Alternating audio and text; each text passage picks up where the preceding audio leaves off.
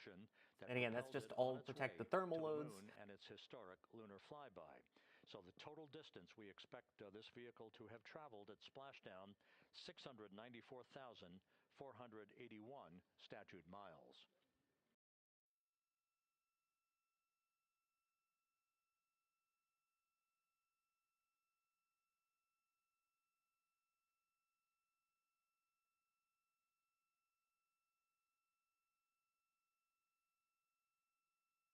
With everything proceeding on track and on time aboard Integrity, the vehicle system's in excellent shape as the Earth grows larger in the field of view. Let's go back to the USS John Murtha and Megan Cruz, who is standing by.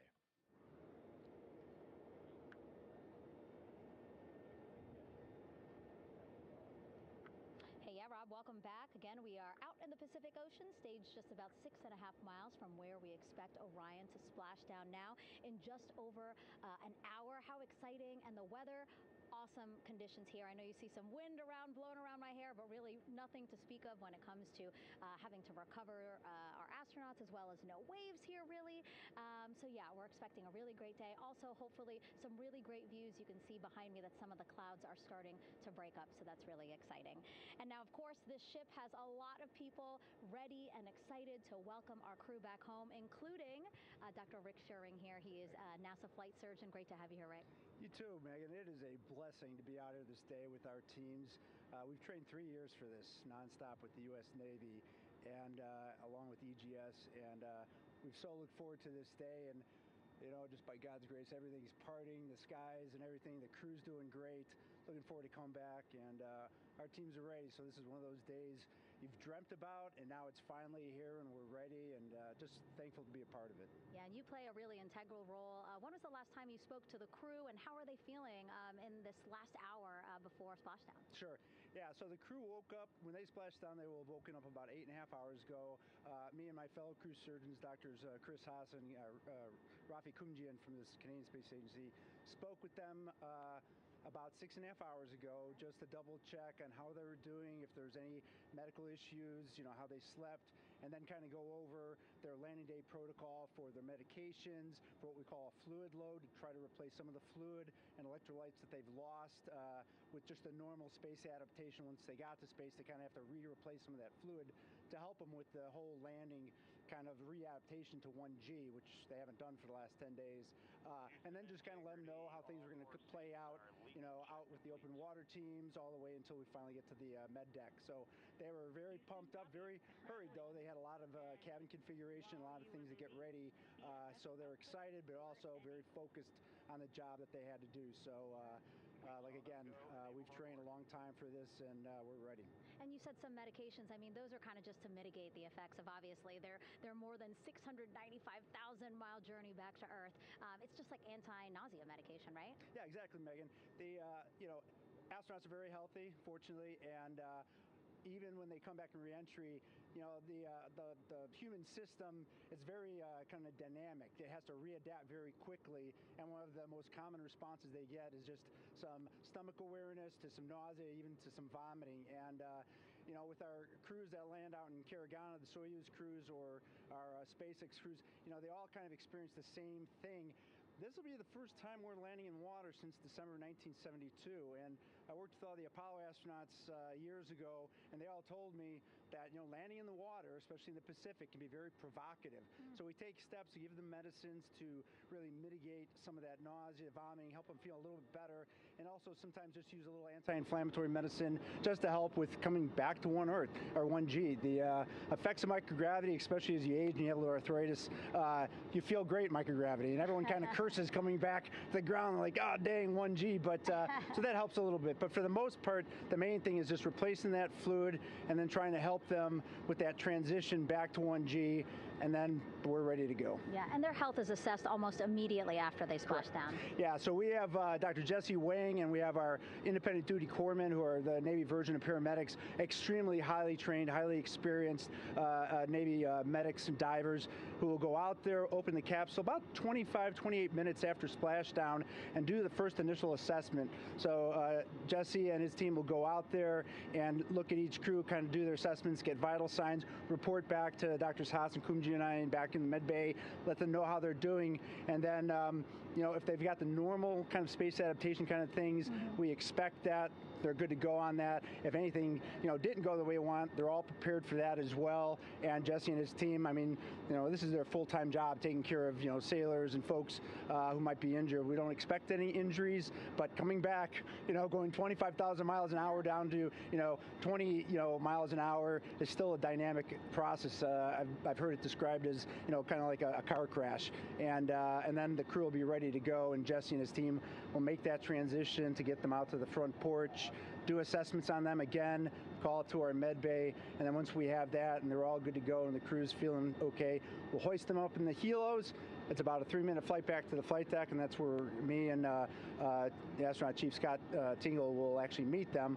I'll get eyes on them, make sure they're all good, just take very slow transitions, and then one by one we'll either get them out with the SMTs, the SAR med techs under each arm, just kind of just walk them very slowly to med bay, which actually helps them acclimate back to 1G. Or if they really don't have their sea legs back yet, then we might put them in what we call a stair chair, which will be right behind them, and then just very slowly kind of get them back into med bay to start our full assessments for the team. Yeah, so a really great team here to support them as soon as they get back, and also all throughout the mission, of course. You talked a little bit about this, but obviously, we have seen astronauts return from the International Space Station for over 25 years, so we kind of know that that journey, how it affects the body. But yes, we're talking about humans returning from the moon for the first time since 1972. How is this different from your perspective? So it's different in one very significant respect.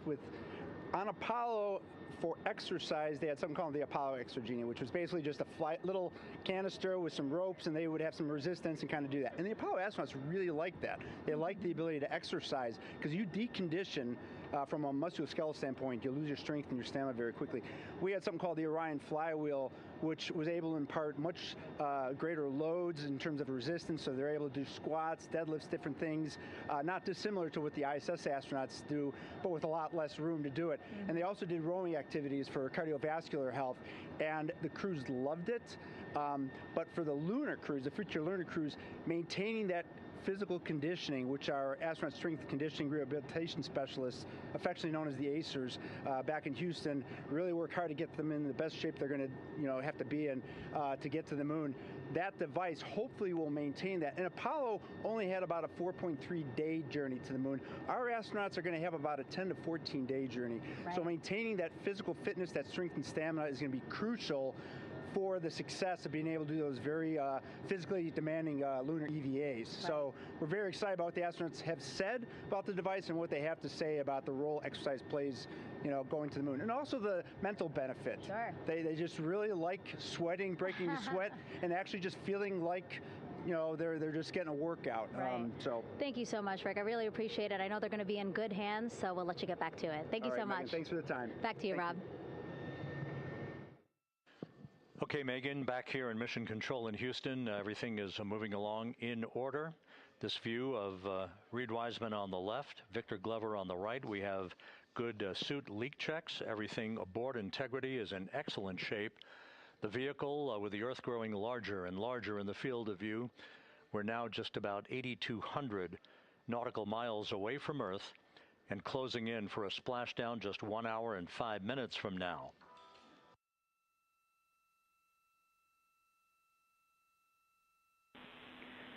Integrity, just under a minute till your GPS maneuver initiates, and both GPS units look eager to acquire.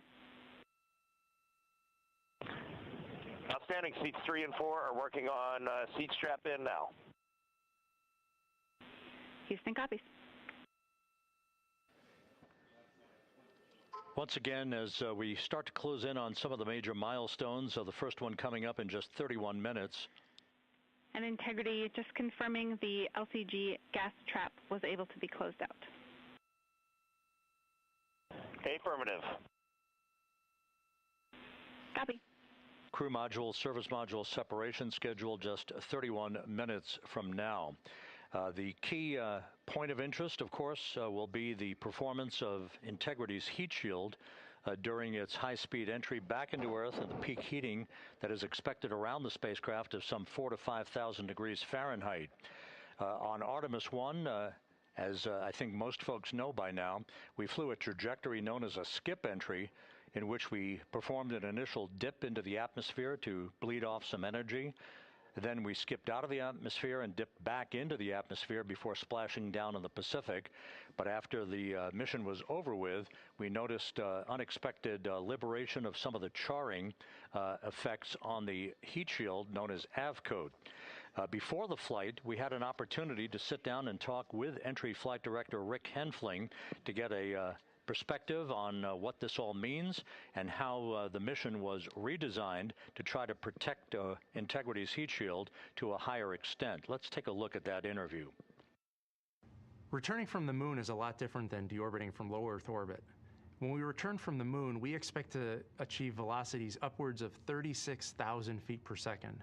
And in order to slow down to a nice, graceful splashdown in the Pacific Ocean, the flight crew is going to experience between 3 and 4 times the force of Earth's gravity. On Artemis 1, pressure buildup inside the char layer of the heat shield resulted in the char losses we saw. NASA established a Tiger team whose job was to investigate the cause of the problem and then make recommendations on how to fly the Artemis 2 mission safely and successfully. And so for Artemis 2, we are going to fly a profile that ensures the spacecraft will not see that same type of pressure profile. And so the char losses seen on Artemis 2 will not be like the ones that we saw on Artemis 1. Rick Henfling indicated that the orientation of the spacecraft and the shortening of the distance of transit to the splashdown zone from the point of entry interface when we reach the top of the Earth's atmosphere, which will be coming up at 6:53 and 30 seconds p.m. Central Time, should do the trick in minimizing the deleterious forces against that heat shield that were noticed on the Artemis 1 mission. We think we see a beautiful sunrise over the west coast of Australia.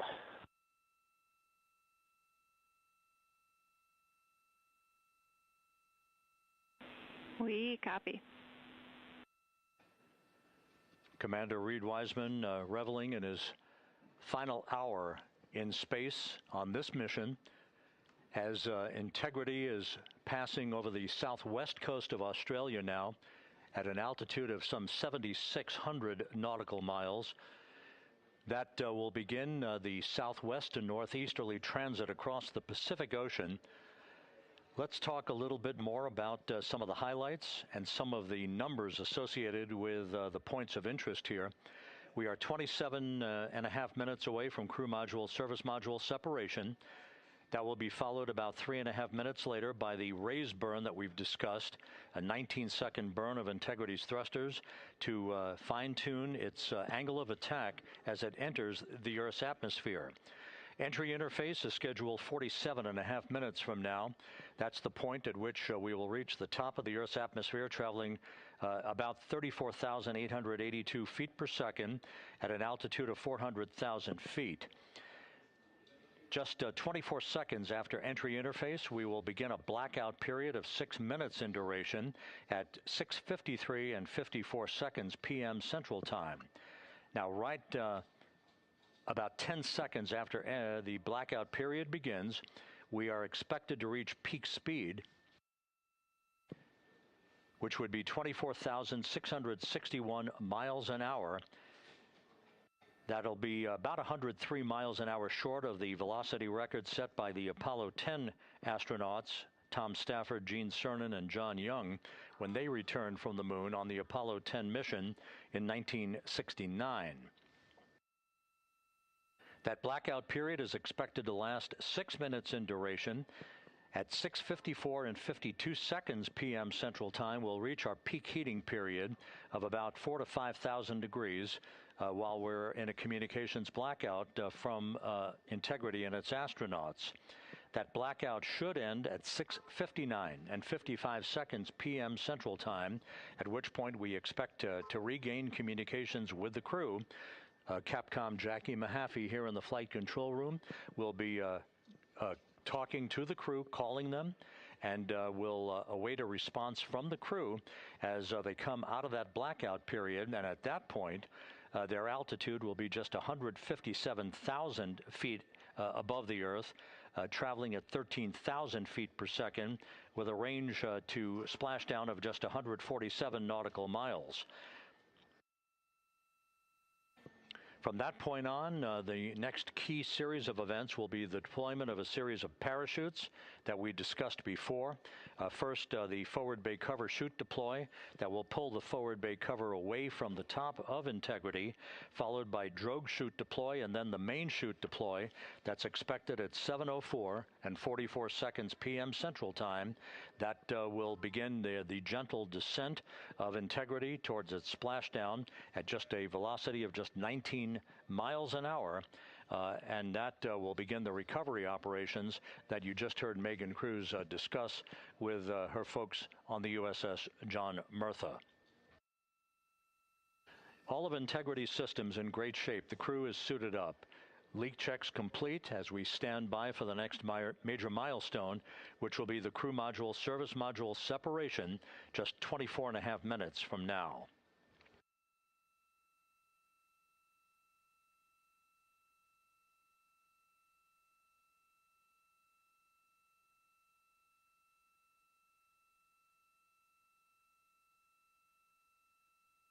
All of the activities from the start of entry interface to the point of splashdown will be quite rapid fire, just 13.5 minutes from the point at which we begin descent into the Earth's atmosphere till splashdown. And just to show you, as Rick Shearing, the flight surgeon, alluded to in his interview with Megan Cruz, all of this happens to decelerate the vehicle from traveling around Mach 33 to just 19 miles an hour at splashdown. All of that happening in just 13.5 minutes.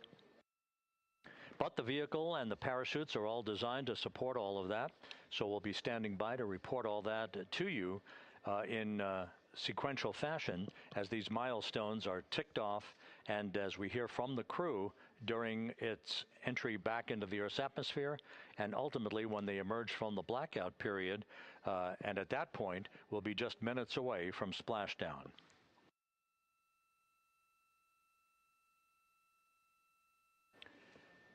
So with all of those preparations ongoing, we can return here briefly for another report from the USS John P. Murtha and Megan Cruz. Megan?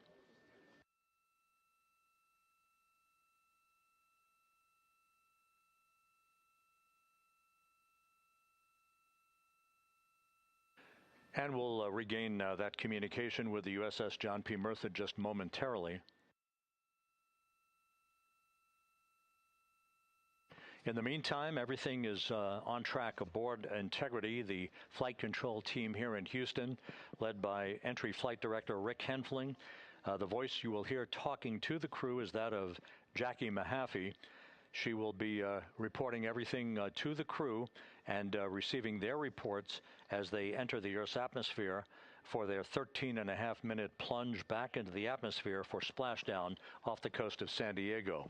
Now we have the ship back with us and Megan Cruz aboard the USS John P. Murtha. Megan? 11 balloon, right?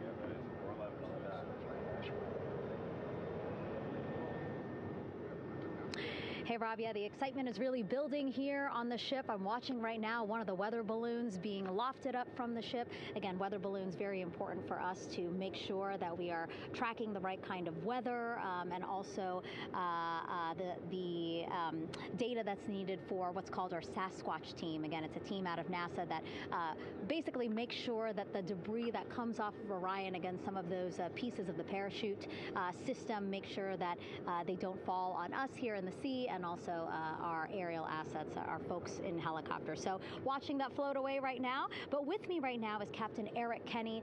He's the commanding officer of the John P.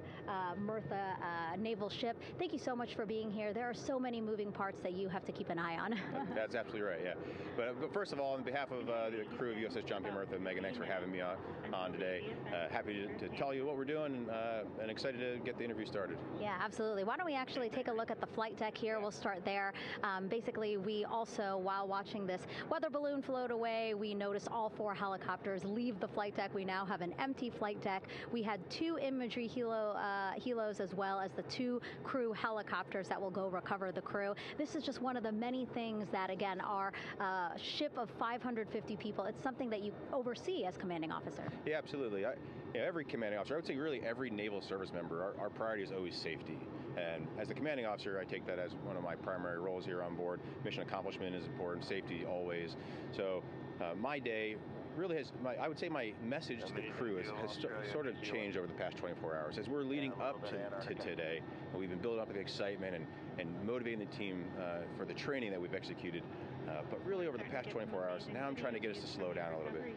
Trust our training, right? Don't believe all the hype. Don't believe everything that's going on. Just let's trust what we've done to get to this point. And if we do that, we'll be successful today. Mm-hmm. And also part of the big success is obviously the coordination between NASA and the U.S. military. How does it feel being able to support the human space program we have? Yeah, I mean, since 1959 with Mercury, Gemini, Apollo, the history between NASA and the Navy has been in lockstep. But like any other skill, if you don't practice it regularly, that skill atrophies. So we've had a few decades off from that. But, over the past 4 or 5 years, really with this ship over the past year, we've constantly trained and working for this moment right here. Building up the hype, but to get to this point today, to be able to trust all the training we've done. We've worked with, working with NASA, the Air Force, the medical team, dive team. You want to talk about high-performance organizations coming together, working in unison? We are seeing that here on board the USS John P. Murtha, and I can't be more proud of all the work everyone's doing. Yeah, you had some great words this morning saying just that, again, that it's really nice to see everybody working together and so excited. I mean, you just became the commanding officer of this ship back in February. How does it personally feel for you to be a part of this historic moment today? Yeah, I mean, first and foremost, I'd say any opportunity to command any warship in the United States Navy is a tremendous honor. Is a pinnacle of any naval officer's career. That being said, as my change of command was approaching, and I realized that Artemis was going to be in the window here, to say that I'm humbled and honored to be here is an understatement. What really just excites me is the opportunity to see this crew, who has been training so hard over the past year plus, come together. It is what inspires me. Listening to NASA and the ownership and pride they take. They make my crew better. I think we're making NASA better together. That synergy is something that I'm happy to see and hopefully take forward with me in my career. Yeah, it's all about partnerships. We couldn't do it without you, and we couldn't have gotten to the moon without our international partners as well. So thank you so much, Captain. It was really great to have you here today. Thanks, Megan. Awesome. All right, Rob, back to you. Thank you, Megan. Back here in Mission Control in Houston. We just had a quick view of the crew. We'll get that view back, and there they are again. Here in Mission Control, the entry team of flight controllers led by Rick Henfling and Jackie Mahaffey serving as the spacecraft communicator. We have just handed over communications links from the Deep Space Network that we communicated with the crew through from the time of the translunar injection burn back on April 2nd. We've just handed back to the Tracking and Data Relay satellite system as we prepare for the crew module service module separation that will take place just 17 minutes from now. With the Earth looming in front of Integrity as it barrels back for a splashdown of the Pacific just 50 minutes from now, we're just 5,700 nautical miles from splashdown. Just one other quick note about the comparison from the Artemis 1 entry profile to the Artemis 2 entry profile and how that is serving as an extra layer of protection for Integrity's heat shield. The Artemis 1 entry had an entry range of some 3,178 nautical miles, a very long downtrack, and a very longer period of exposure to heat loads than we're experiencing tonight. It also had that skip entry profile that we discussed earlier, dipping into the Earth's atmosphere, then back out, then back in. It was about 20 minutes of exposure. Integrity, Houston, comm check on TDRS.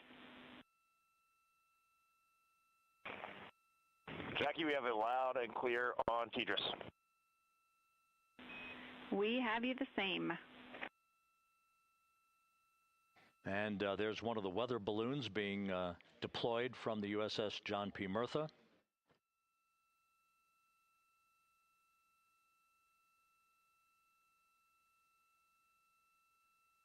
So the Artemis 1 entry had the vehicle. Any update on GPS? We haven't seen it track in yet.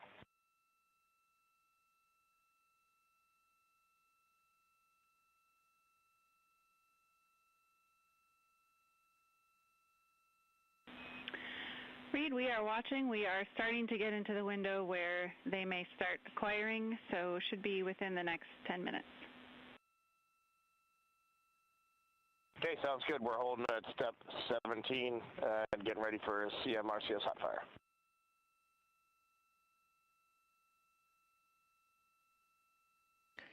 And that exchange indicating that we are expecting to acquire data from the GPS system on board. That'll be a navigational tool that will basically tell Integrity's computers that they're on track down the center line of the corridor for the entry interface that will lead them to their splashdown point. Once again, the Artemis 1 entry exposed the heat shield for about 20 minutes of peak heating. For Artemis 2, we're going to reach a downtrack distance of 1,701 nautical miles from the point of entry interface with just 14 minutes of duration. And it's basically a different angle of attack, a little bit steeper angle of attack that will protect the heat shield from excessive heat loads. So that is the difference between Artemis 1 and Artemis 2, all designed into this mission to gather data, to protect the heat shield, since the Artemis 3 mission and beyond will have a different designed heat shield that will allow that skip entry type of profile to be resumed for all of the future missions coming back from the south pole of the moon when we initiate lunar landings. So we've handed over to the tracking and data relay satellite system. That's where we'll have communications for the rest of the flight. Just to give you some time hacks here, we're 13.5 minutes away from crew module, service module separation, and just 17 minutes away from the raise burn, that 19-second firing of the thrusters that will basically be the final fine-tuning of the angle of attack for Integrity as it enters the Earth's atmosphere.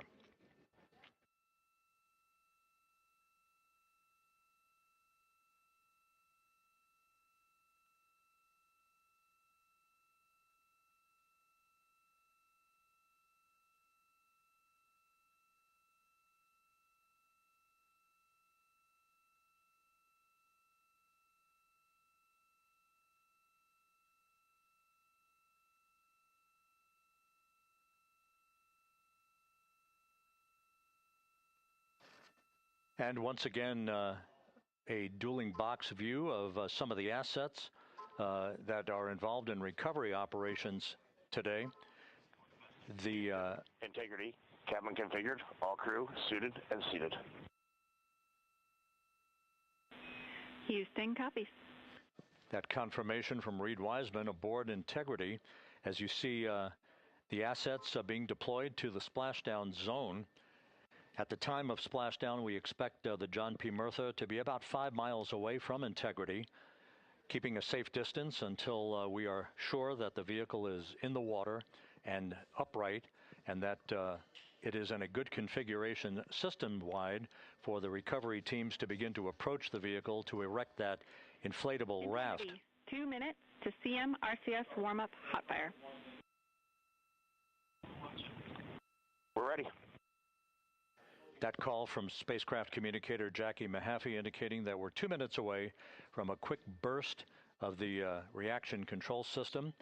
Thrusters, that will be a hot fire test prior to the separation of the crew module from the service module. The European service module has performed flawlessly throughout this flight.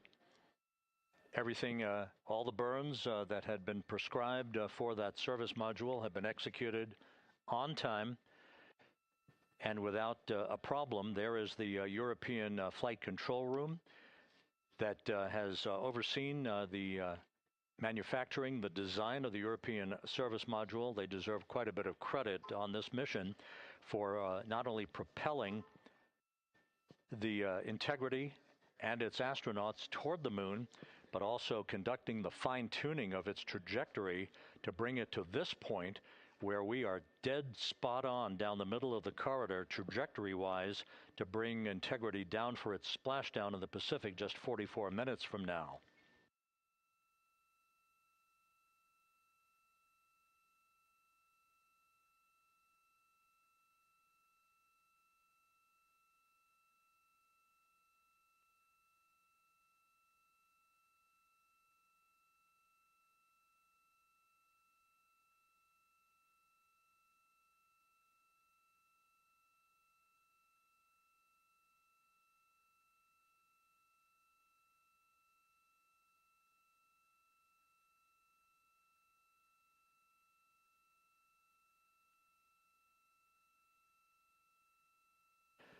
What you're looking at is a computer-generated visualization based on real-time telemetry from Integrity, currently traveling about 16,000 miles an hour.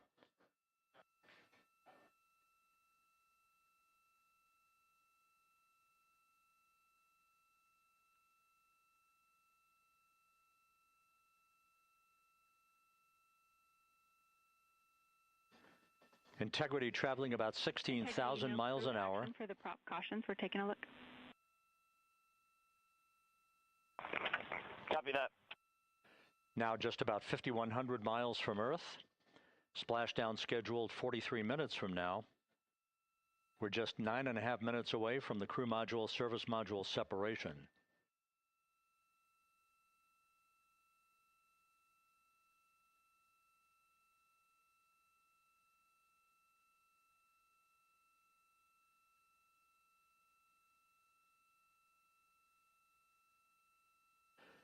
We are confirming. Integrity, we are assessing details, but so far looks like a good hot fire. Looks good on board, Jackie. Thank you.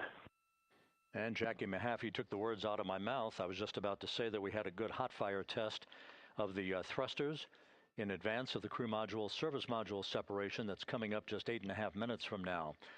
This will begin the period in which we will have rapid-fire succession of critical activities on board that will lead to entry interface just 28 minutes from now, where the vehicle will enter the Earth's atmosphere at an altitude of 400,000 feet. The time of entry interface, 6:53 and 30 seconds p.m. Central Time.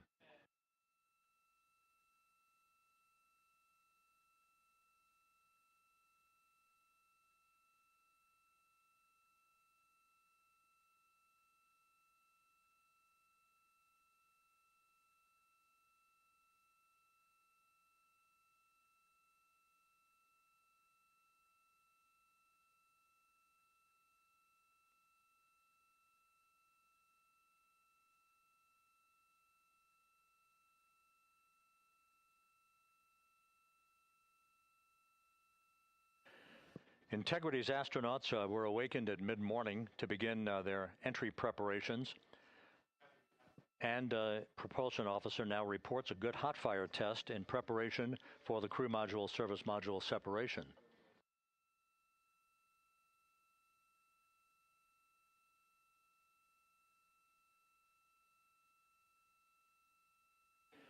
We're now inside 41 minutes until splashdown. Integrity Houston, we have confirmed a good CMRCS hot fire, and although we are not seeing GPS acquired yet, you can skip the troubleshooting steps in 157 for now.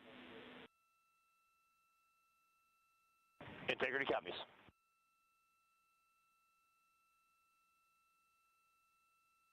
That GPS discussion indicating that we will be acquiring navigational data for Integrity through the Global Positioning System equipment on board. We just don't have it yet, but we will. All of Integrity's systems are in great shape to support its high-speed entry into the Earth's atmosphere. It, once again, will reach a peak speed of 24,661.21 miles an hour. You're calling GPS. We at least have GPS 1 looking good on board.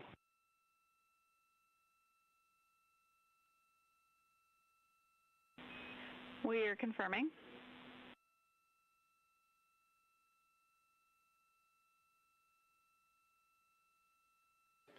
The guidance, navigation, and control officer here in Mission Control confirming that we have good lock on GPS data. We are on a communications link now through the tracking and data relay satellite system. Now, following splashdown, we're going to lose that link and go to what's called a VLDR, a very low data rate communications link, so that we can talk to the crew inside Integrity as they are on the water. Integrity, confirm we do see good GPS. We do too, especially GPS 1 is accepting in nav channels 1 and 3. That GPS data is basically telling Integrity's onboard computers its position relative to the Earth, but its trajectory and its orientation according to flight dynamics and the guidance, navigation, and control officer is spot on. We have now armed the pyros for the crew module service module separation coming up less than 5 minutes from now.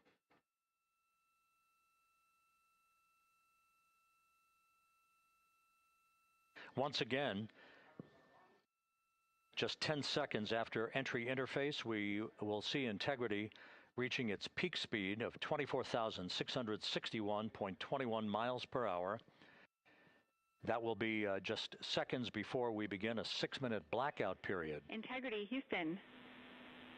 Your vehicle is in a good config for CM-SM SEP and go for CM raise. Houston, we see the same on board and copy go for CM raise.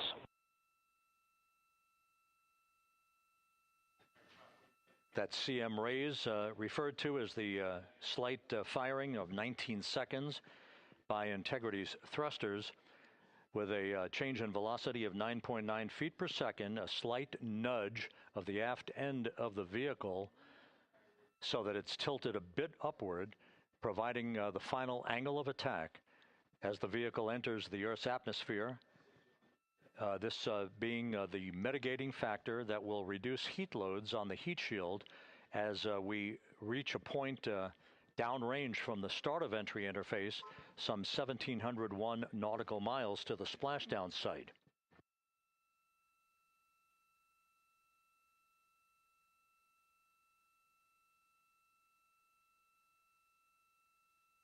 Integrity systems in excellent shape. We are currently 3,300 nautical miles left in this mission. Splashdown scheduled 36 minutes, 39 seconds from now.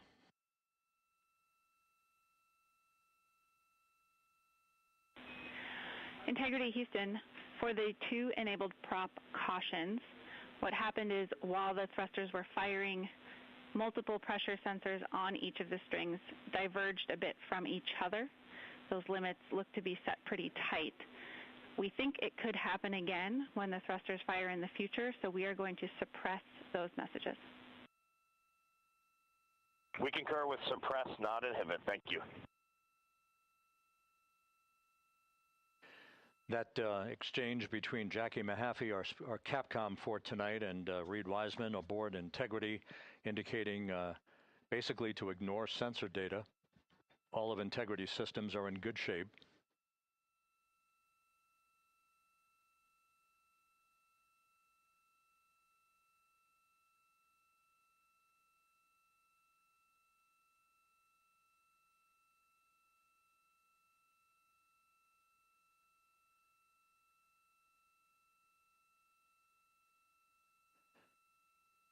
Now, coming up on about 90 seconds till the crew module, service module separation.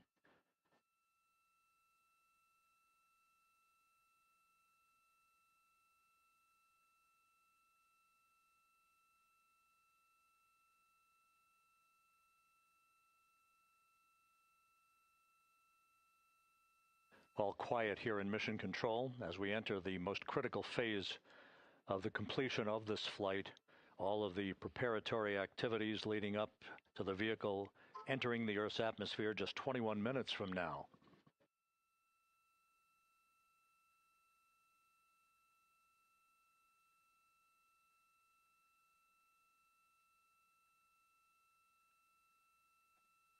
Coming up on 1 minute.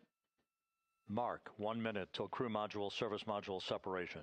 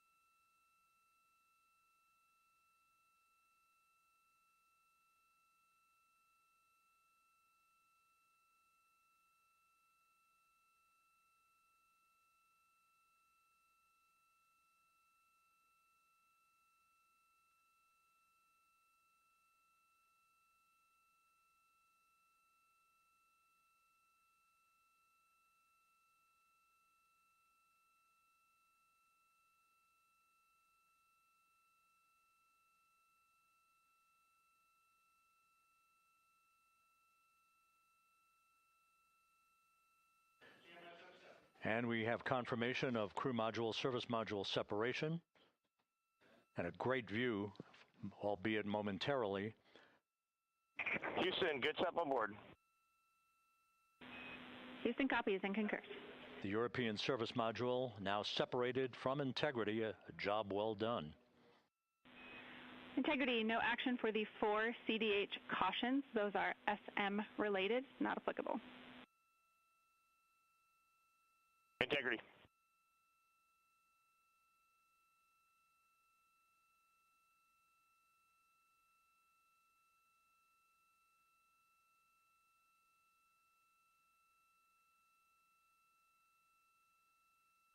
So, with Integrity now flying free on its own for the remaining 32 minutes of this mission, next up, the raise burn, a 19-second firing of Integrity's thrusters. Good GPS 2.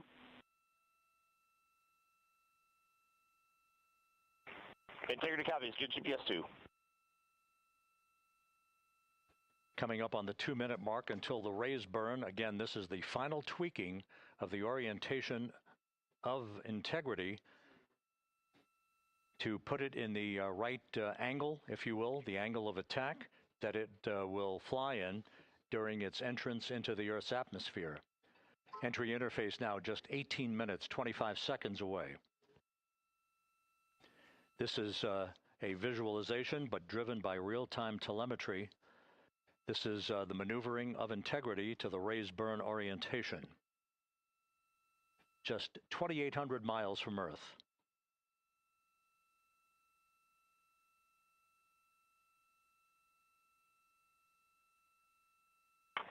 Houston, we got a great view of the European service module out the window with the sun hitting the side and the solar rays and the NASA worm right there. It's a beautiful looking machine. Roger.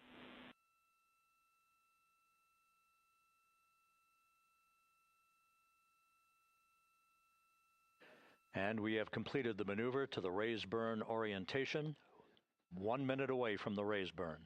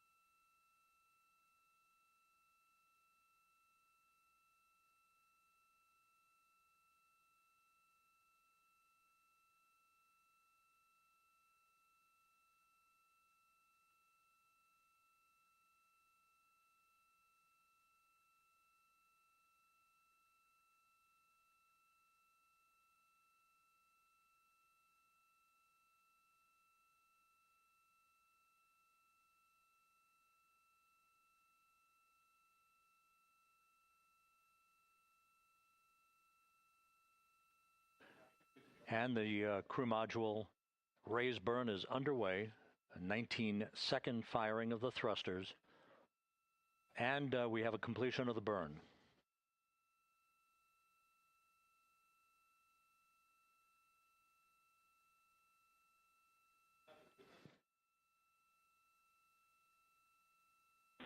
Integrity, good. CM raise burn. Your flight path angle is within limits.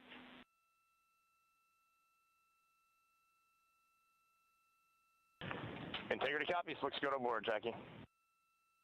So the final maneuver is now complete. Our trajectory for a splashdown in the Pacific 29 minutes from now is set and will not be amended any further. And we have the right angle of attack to mitigate any excessive heat loads on the vehicle during entry interface. Integrity Houston, a heads up about comm coverage. When you perform the 180 roll, for the first minute or so in that attitude, we expect about a minute LOS. We copy.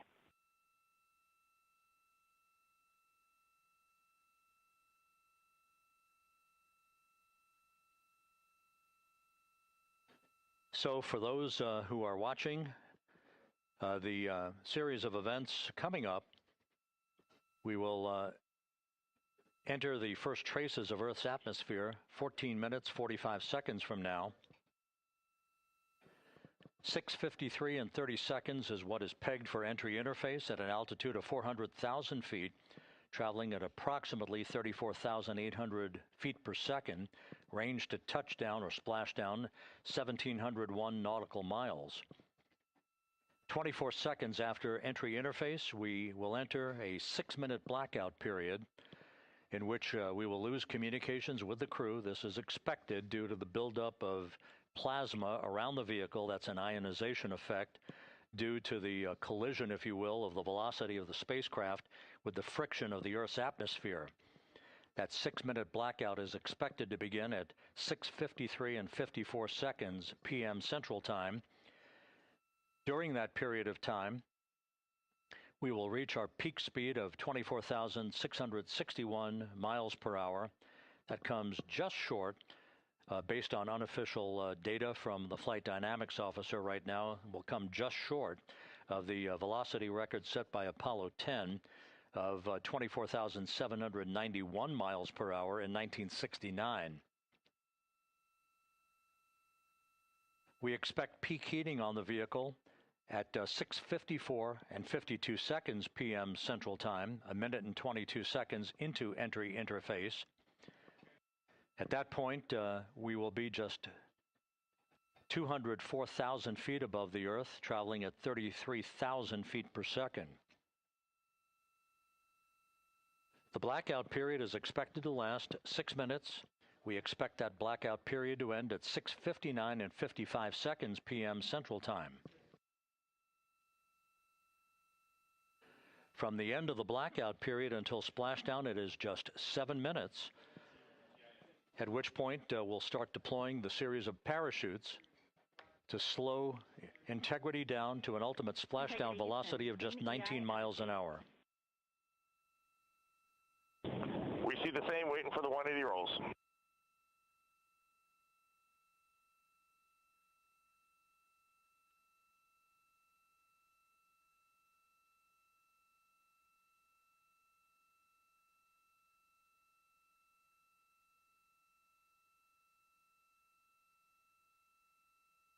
The parachute deployment sequence, once again, will come in several segments, but in rapid fire succession. And we have a great view of the moon out window 2. Looks a little smaller than yesterday. Guess we'll have to go back.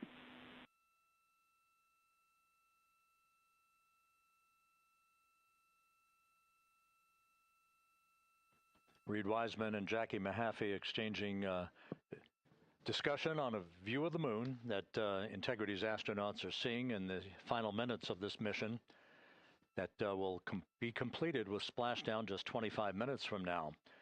3 forward bay cover parachutes will be used to pull the forward bay cover off the top of the vehicle.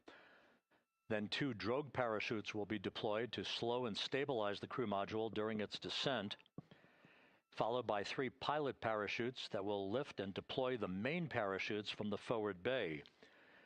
The final sequence will have 3 main parachutes deployed. These will be 116 feet in diameter, each main parachute approximately 265 feet long when reefed.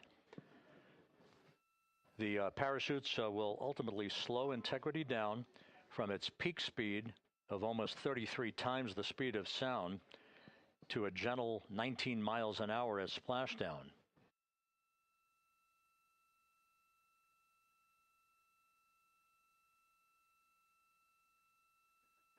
The vehicle is now currently in a roll to the proper attitude for entry interface.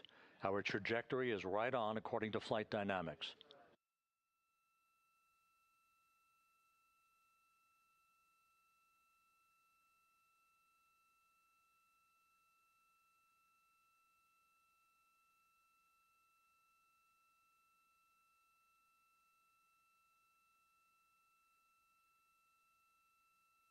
Integrity is on a trajectory from southwest and northeast across the Pacific Ocean, descending at a rate of 15,000 feet per second.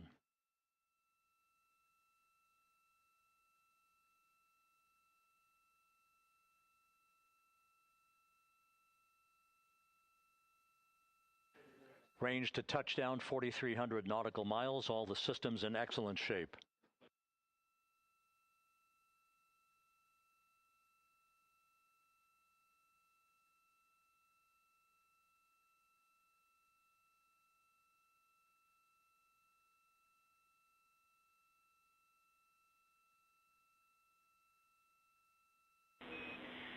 Integrity, Orion in the EI roll 180 attitude. Looks good on board, Jackie.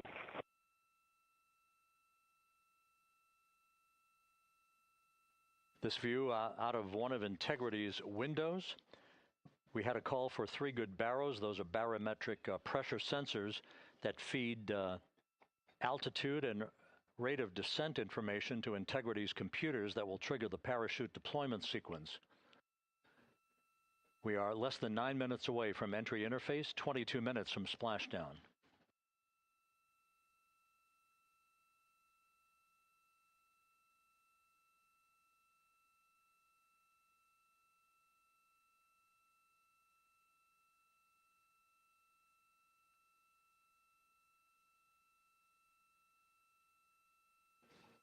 You can see the reflection of one of the crew members in the window.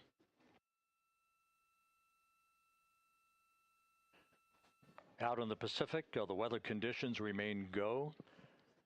Just a few clouds, some scattered clouds, winds at 10 knots, wave heights just about 4 feet. A gentle day in the Pacific for the homecoming of Integrity's astronauts.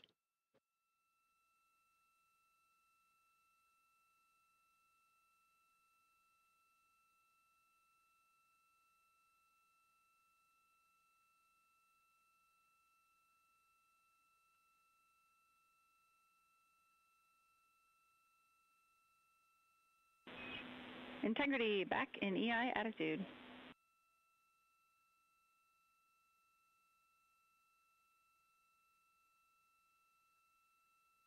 We see the same on board, Jackie.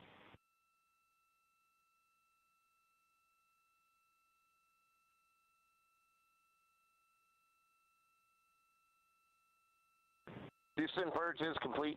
Crew and vehicle are configured for entry. Houston copies. And we're in step 37, transferring nav state to BFS.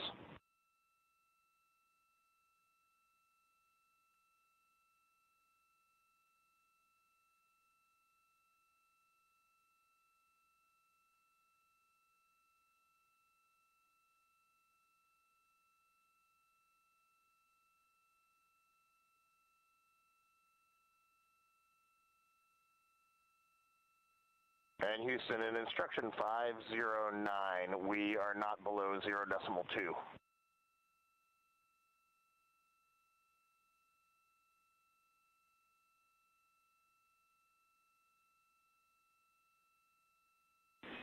Integrity, no action required.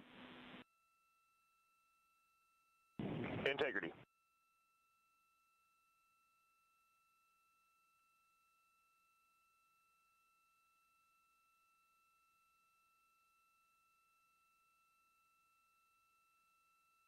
Now 6 minutes away from entry interface, we will hit the first traces of Earth's atmosphere at an altitude of 400,000 feet, traveling about 34,882 feet per second. Range to splashdown at that point will be 1,701 nautical miles.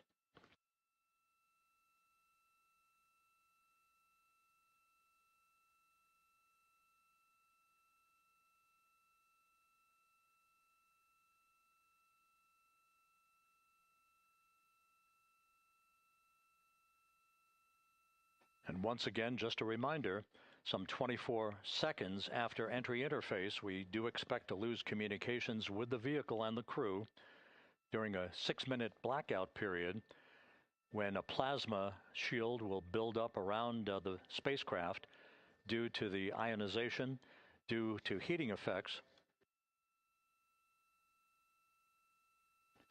And Flight Dynamics has just confirmed we will have a blackout period of exactly 6 minutes in duration. And once again, that's due to the fact that a plasma buildup around the vehicle will prevent communications and data, so we will not be able to talk to the crew members at that time, nor will we receive data here in the flight control room. Houston, everything is looking good on board. Just confirm no pre-EI downloads. Houston concurs. That blackout period to begin at 6:53 and 54 seconds p.m. Central Time, and again will last about 6 minutes in duration.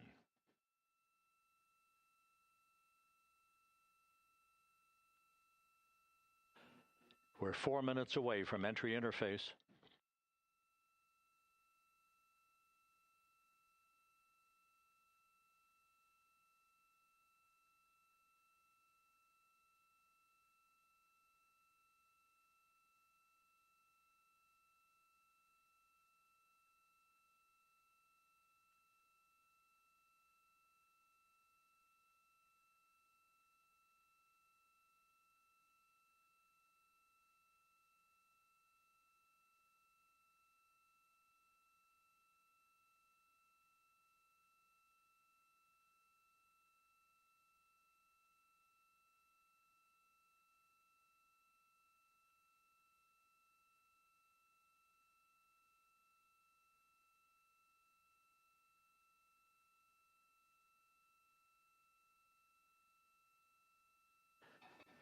This view from Integrity as it crosses from southwest to northeast across the Pacific Ocean, 3 minutes from entry interface.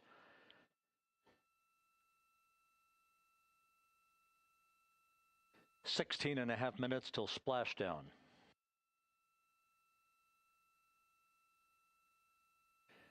The USS John P. Murtha and the recovery team is on station and in position, as are the airborne imagery assets that we hope to receive imagery from as Artemis enters the Earth's atmosphere and through parachute deployment.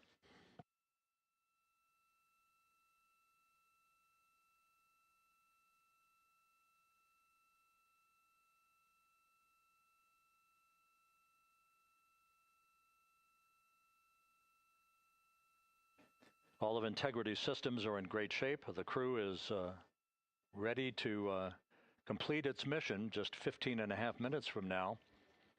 All of the activities today have gone off in perfect fashion. No issues with the vehicle, no issues with the crew. And the weather at the splashdown site is go.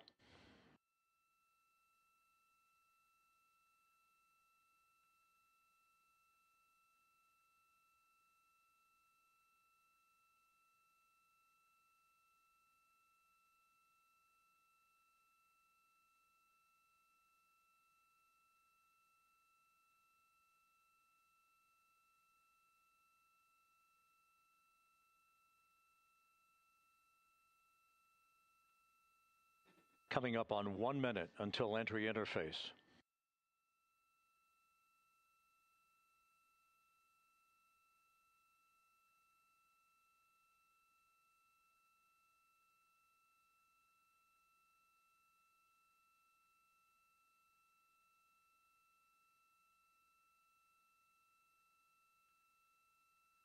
Mark 1 minute until entry interface. 1 minute 20 seconds until the expected start of our 6-minute blackout. Integrity, 1 minute to a 6-minute blackout. Integrity.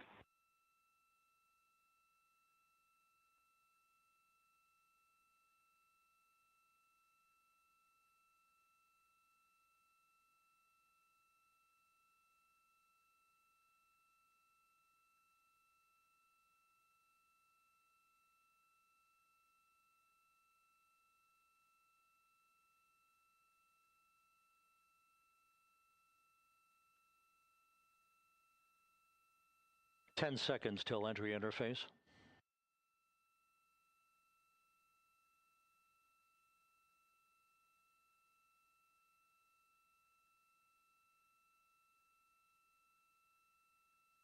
And we have crossed the threshold, now entering the Earth's atmosphere.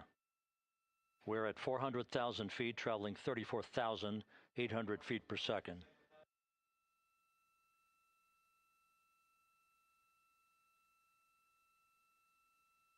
Time to splash down, 13 minutes, 10 seconds.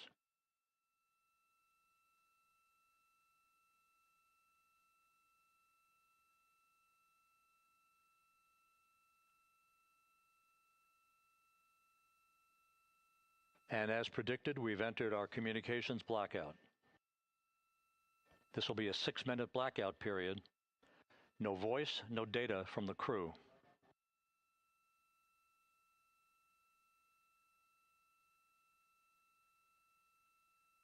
We're 30 seconds away from the anticipated point of peak heating on the vehicle, where temperatures will rise to about 4,000 to 5,000 degrees Fahrenheit.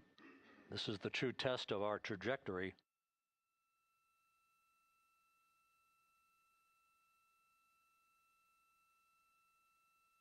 And from the G5 aircraft in the vicinity of the splashdown zone, this view of integrity. So that pinpoint of light shows the vehicle as it enters the period of peak heating in the Earth's atmosphere, the first tug of gravity being felt by Integrity's astronauts since their launch back on April 1st.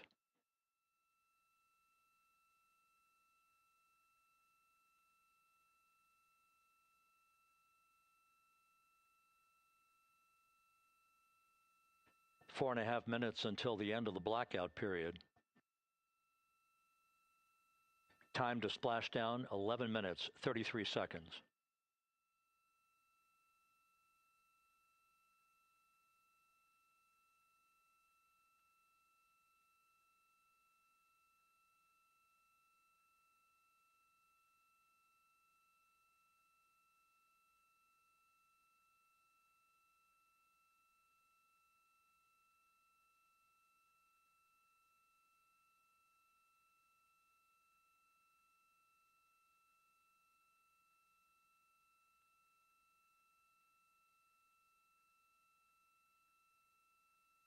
The landing and support officer reports that the P3 has acquisition on Integrity.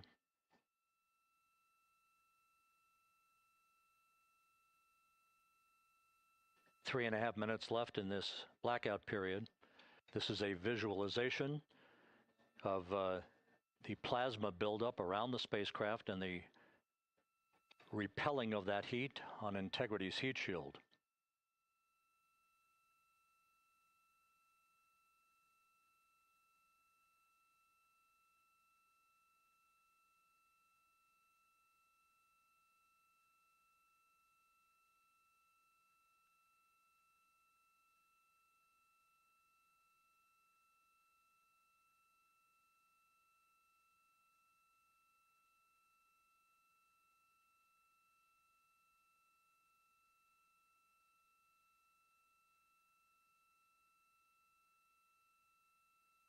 Flight Dynamics reports that airborne assets in the vicinity of the splashdown zone do have a visual on Integrity. Still 2 minutes and 40 seconds left in our blackout period. Time to splashdown, 9 minutes, 35 seconds.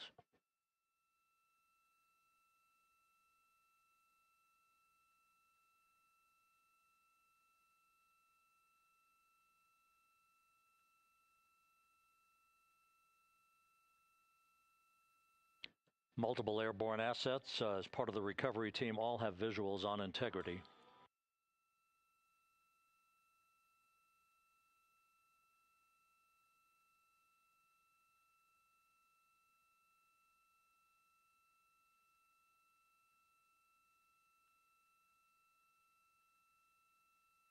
And the WB-57 flying in the splashdown zone also has a visual.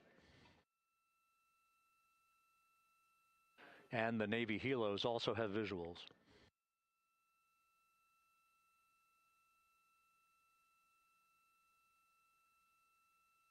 We're still in the blackout period. Still do not have communications from the crew.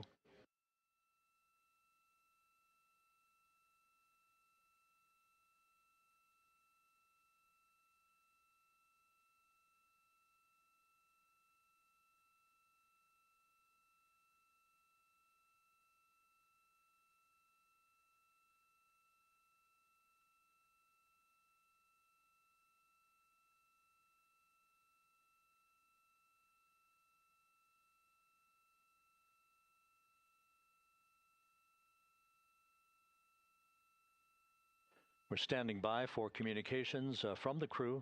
We should be out of the blackout period less than a minute from now.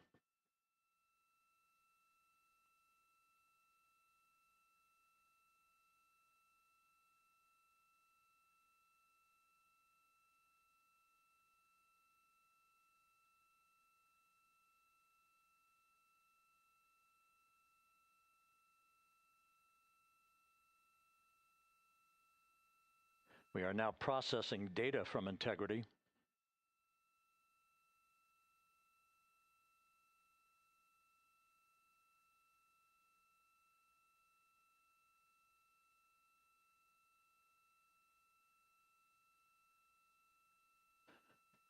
Landing and support officer reports the small boats are en route to the splashdown target zone.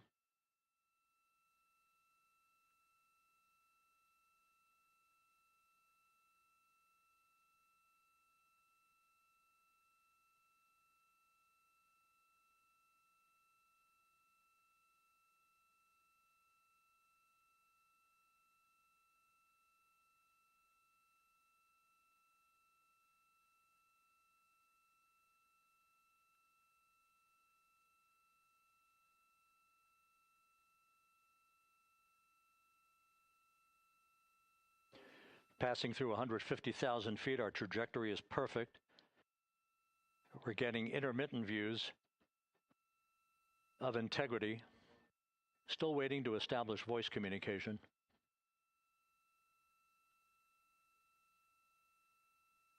Integrity, Houston, comm check, post-blackout. Houston, Integrity, we have you loud and clear. Your trajectory is nominal, and your recovery teams have visual. Guidance looks good. No action for the enabled internal camera controller fail. Big cheers from the viewing room here in Mission Control as voice communication reestablished with Commander Reed Wiseman. For America and a waiting world, Integrity is 5.5 minutes away from coming home.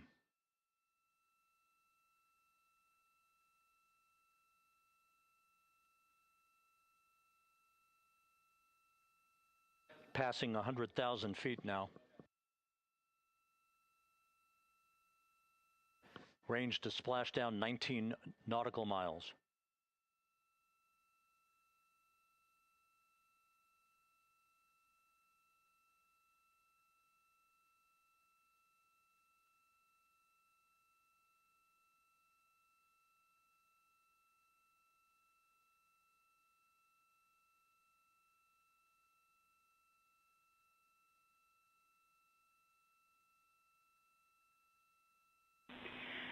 Integrity, impact to the camera controller fail is no Cab 1 views of the chutes.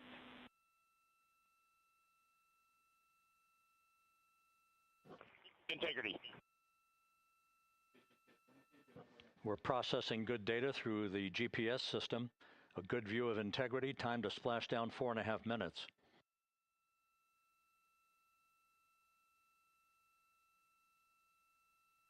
And a view of Integrity from the WB-57.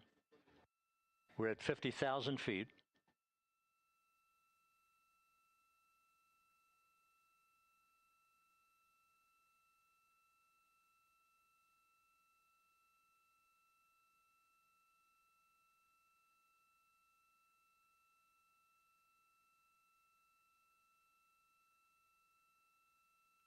The pyros are armed for forward bay covered jettison.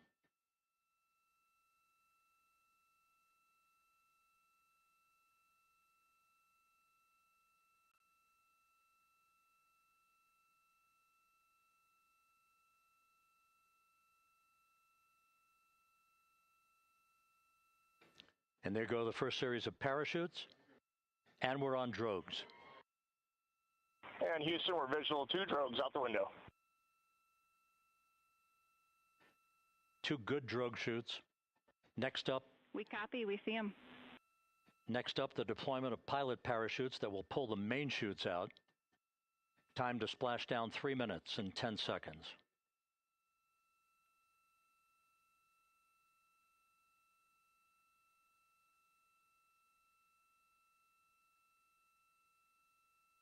Perfect descent rate according to flight dynamics. Good rates on 2 drogues. We see the same on board.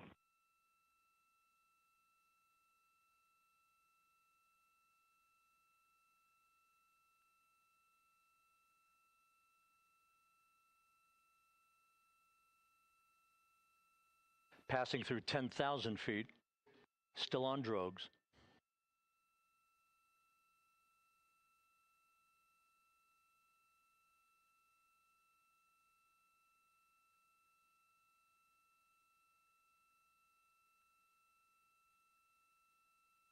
Main chute deploy. We're at 5,000 feet.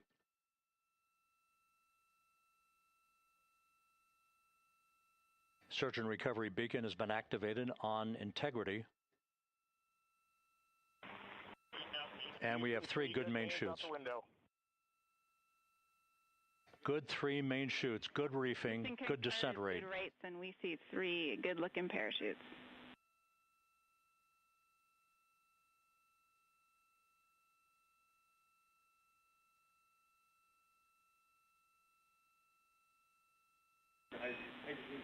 Integrity, cabin pressure indicates no need for hydrazine checks. Integrity copies. This is a perfect descent for Integrity. Its crew sounding hale and hearty on board. Time to splash down 1 minute, 15 seconds.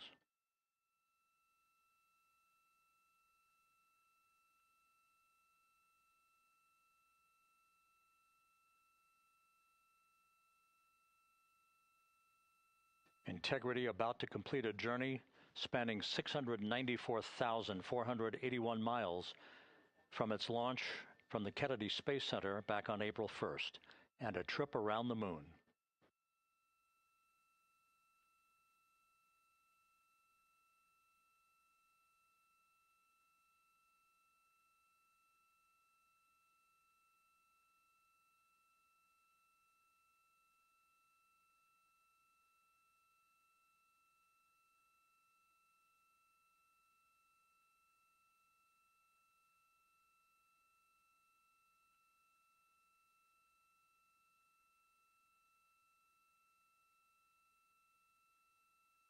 Passing through 1,000 feet.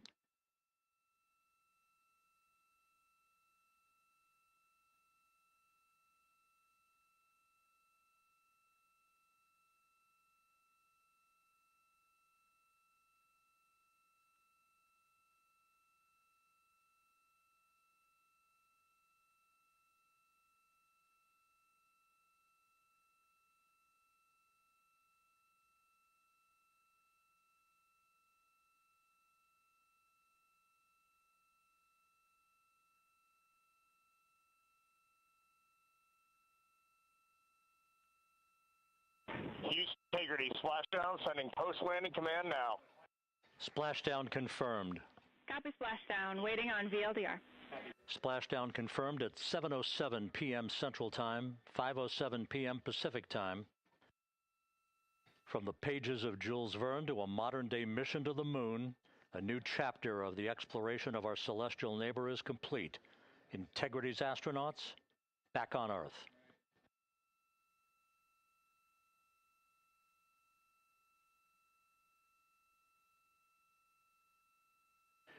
And the landing and support officer reports the vehicle is stable 1. We still will be deploying the crew module uprighting system to maintain that orientation. A perfect bullseye splashdown for Integrity and its 4 astronauts.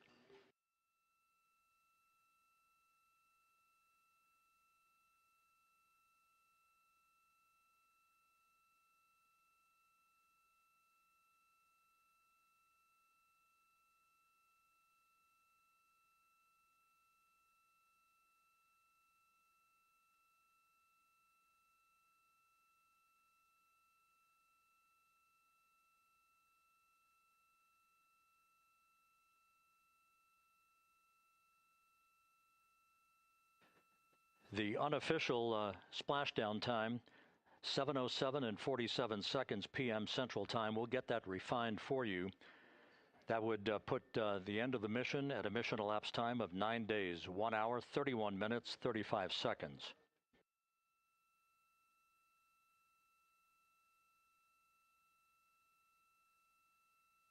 And we're configuring for very low data rate.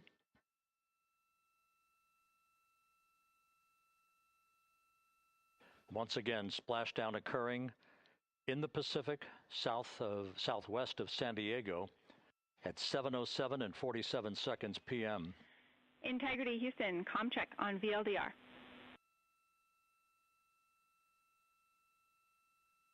Houston, we have you loud and clear on VLDR. How else?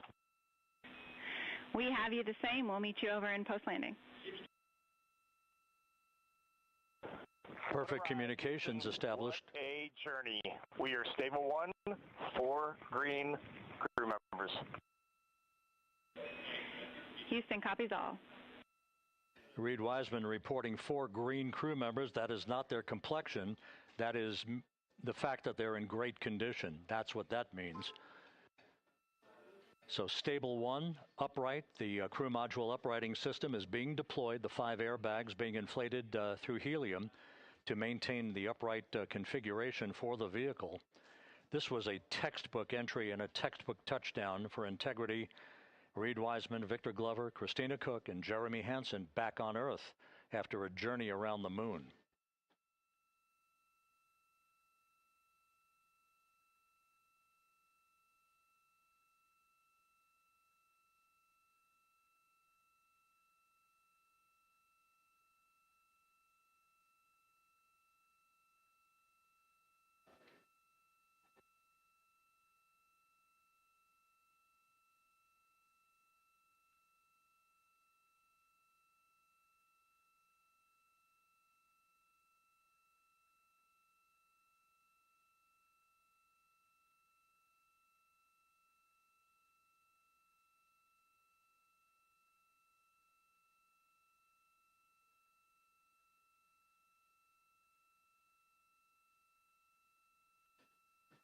We continue to monitor the functioning of the CMOOS system. The airbags are being inflated to maintain a stable 1 or upright configuration. And there's a good view from one of the naval helicopters hovering overhead. Reed Wiseman reporting 4 green crew members, meaning they're all in excellent shape.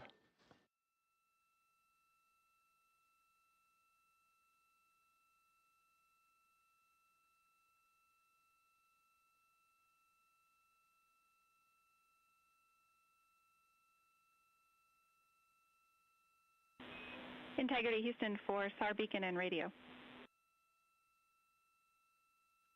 SAR beacon is in for 06, and we're powering the radio now. Go ahead. We see the beacon on. However, the recovery team is not seeing the signal. Your SAR radio uses the same antenna, so you may run into trouble with the radio. Okay, Okay, copy. We are also powering up the sat phone now.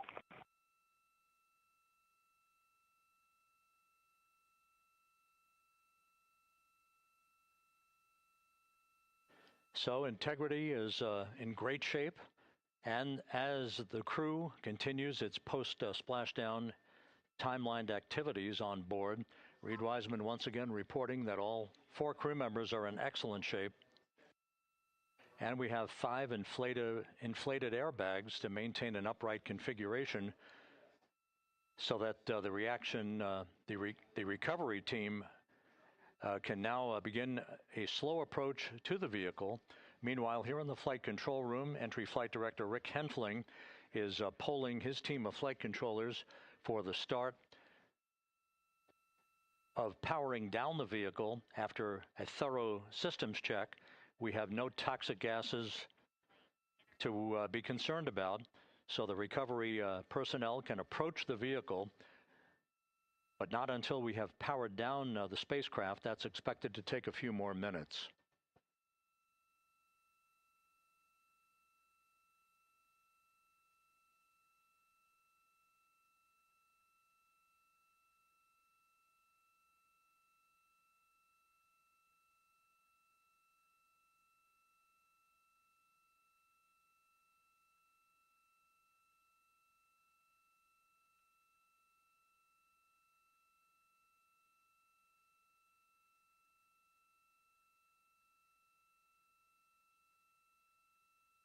Integrity back on Earth following its historic flyby of the moon. It was, for all intents and purposes, a textbook mission. On 2828, but I'll remain on this frequency. We copy.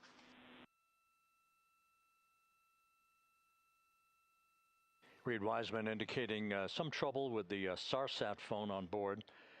But that's not an issue. What is more important is that the vehicle is solid. No issues as we begin the power down of the vehicle to begin the recovery process.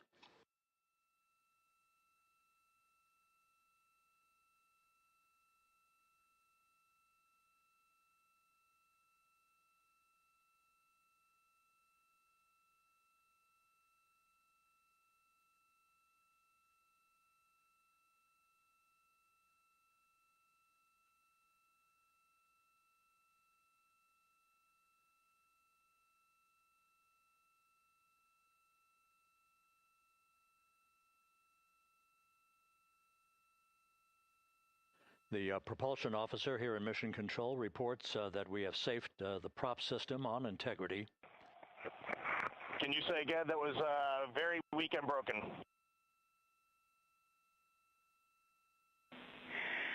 Integrity, Houston did not call.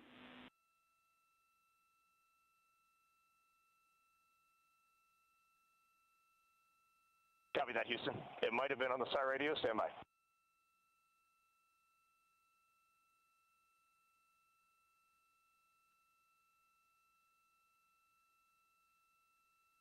All of the milestones were executed in perfect fashion. Integrity entering the Earth's atmosphere right on time,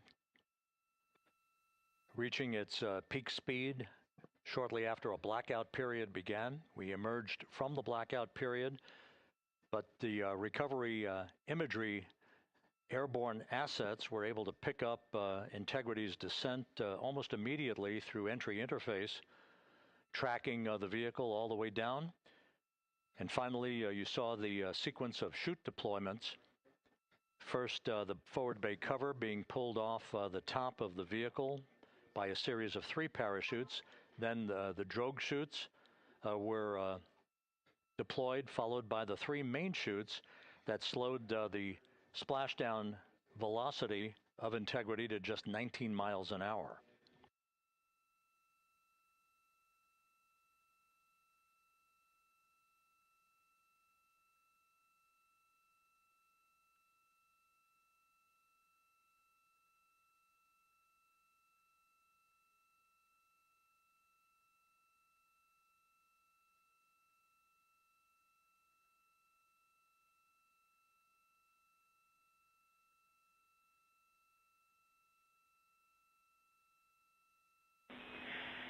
Integrity, Houston, with no joy on SAR and SAT phone, we'd like you to command an additional 15 minutes for a total of 30-minute power down delay.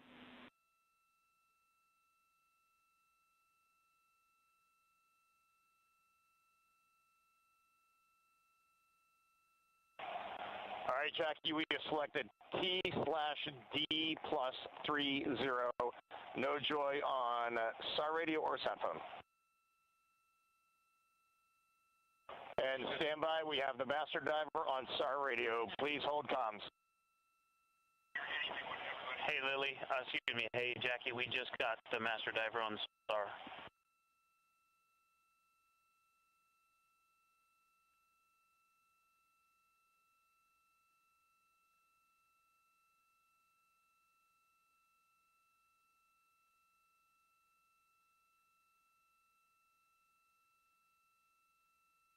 A good view of one of the fast boats. Integrity, Houston, if you are happy with your comm with master diver, you can go back to the 15-minute power down.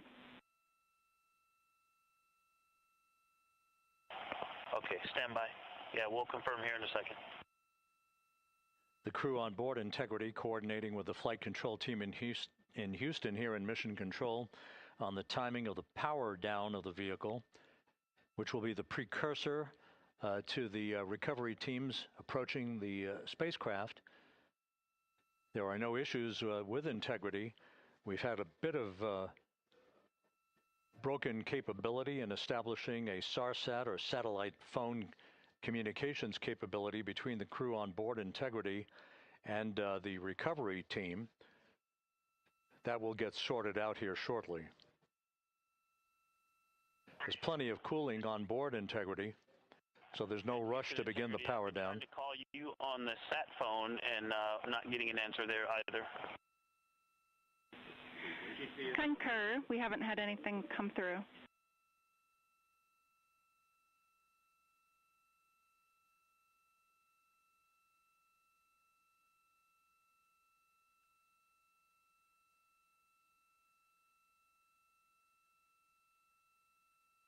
And Houston, if you could relay to recovery that we hear them, but it does not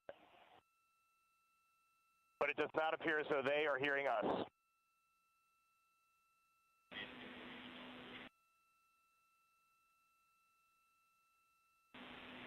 Houston copies, and Reed, just to confirm, you are pushing the PTT on the radio.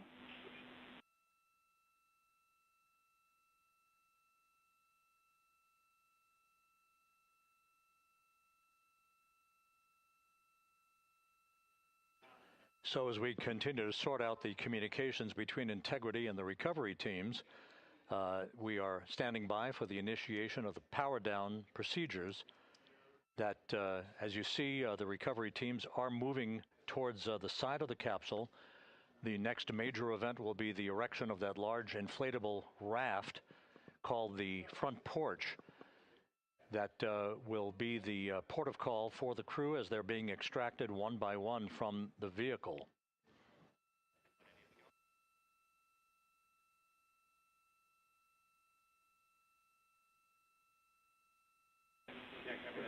Integrity, Houston, for sat phone, we are going to attempt to call you.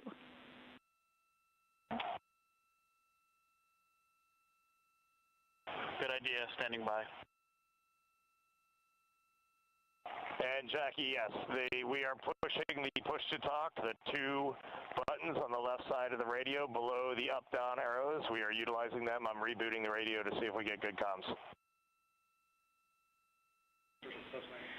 Okay, we copy all, and just to confirm, you are seeing that you are touchdown plus 3030 for power, correct? That's the affirmative.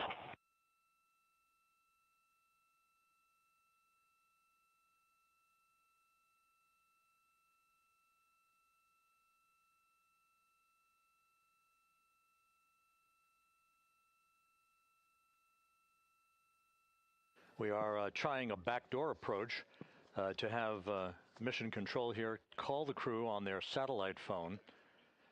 This all part of the coordination for the power down of the vehicle that will initiate the actual recovery operation.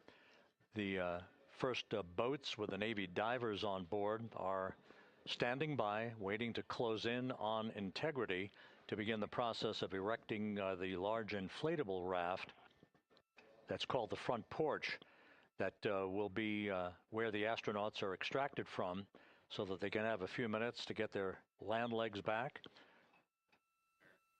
before they're hoisted aboard the Navy helicopters for the flight back to the deck of the USS John P. Murtha. Cannot reply.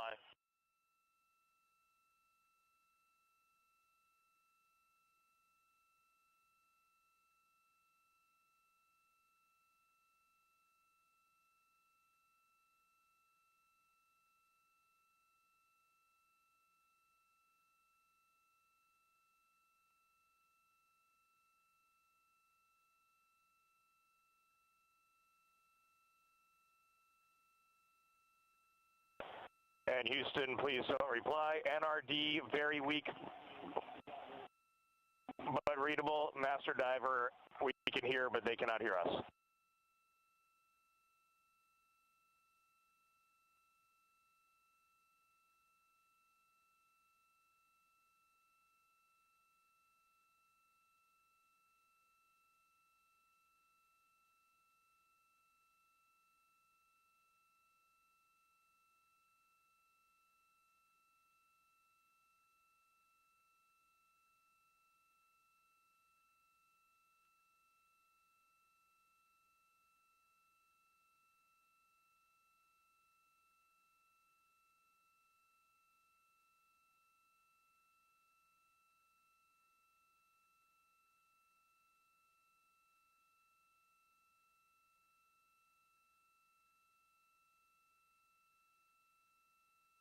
And Houston on OE1, is there any chance to tie us into NRD?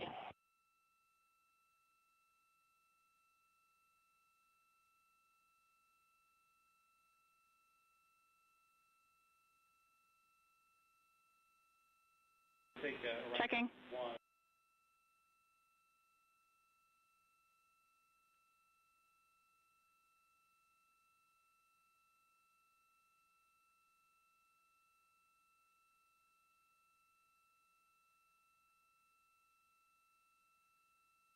This is Mission Control, Houston.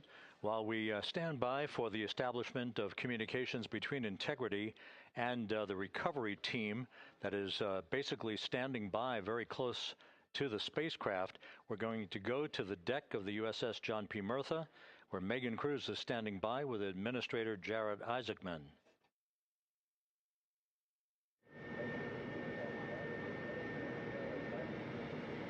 Hey, Rob, yeah, just such an honor to be able to be here on the ship, to be able to share and experience this moment with everyone together. And of course, as you just said, yes, here with NASA Administrator Jared Isaacman. Administrator, how did you feel getting to witness this and seeing NASA at its best?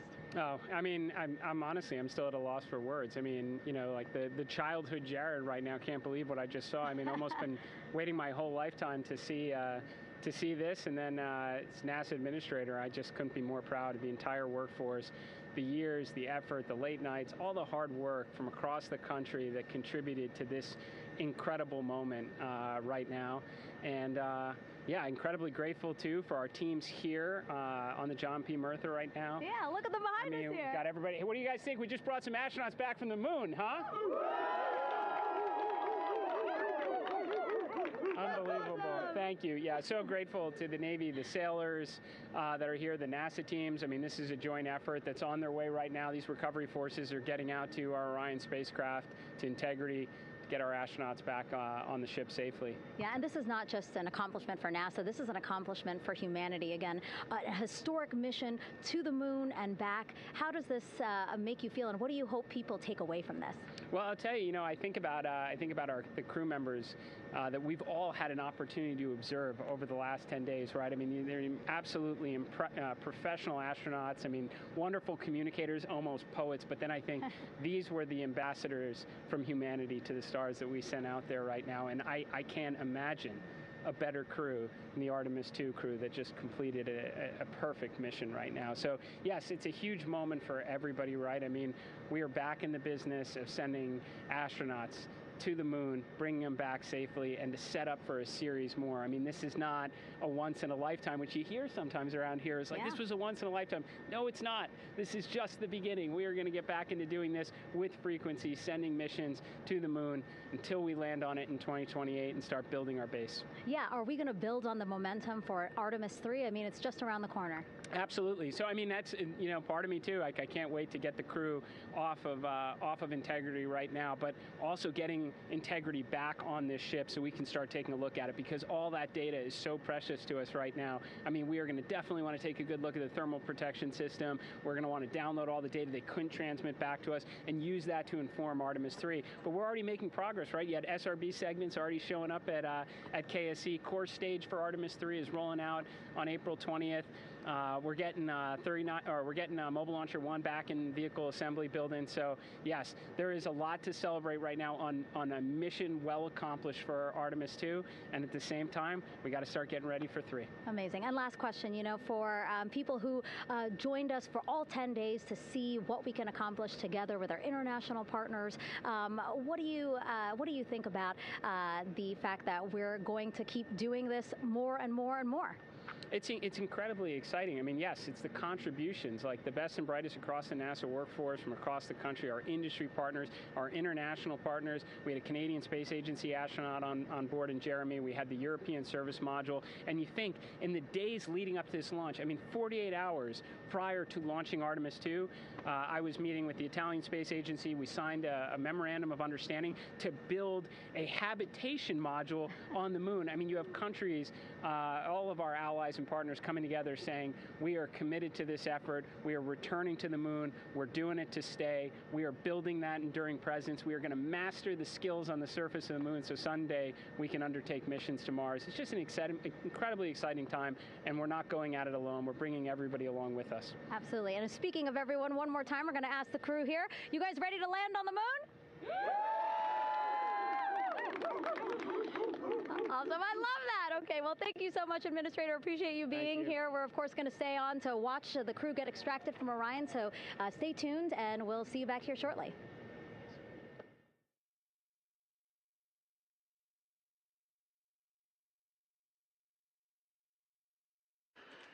Thank you, Megan, and thank you, Administrator Isaacman. We are in the process of working to establish that communications link and to establish the procedures that will lead to the power down of the spacecraft, which is gently bobbing in the Pacific following a bullseye touchdown that occurred at 7:07 p.m. Central Time, 5:07 p.m. Pacific Time, 2.5 hours before sunset in the Pacific, southwest of San Diego.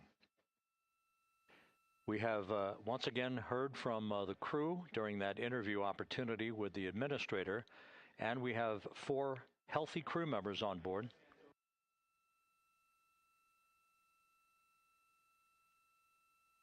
We now have confirmation that the vehicle has been powered down as per the procedures. So we have vehicle powered down, and the flight control team here in Houston, Flight Director Rick Henfling, has handed over mission authority to the Exploration Ground Systems team out in the Pacific. Now, we will physically not get off console with this team until the crew has been extracted into the front porch, that inflatable raft that will be erected along the side hatch of Integrity. So we're standing by for that in the next step in the recovery procedures. But everything is in great shape, and we have 4 healthy crew members on board the vehicle.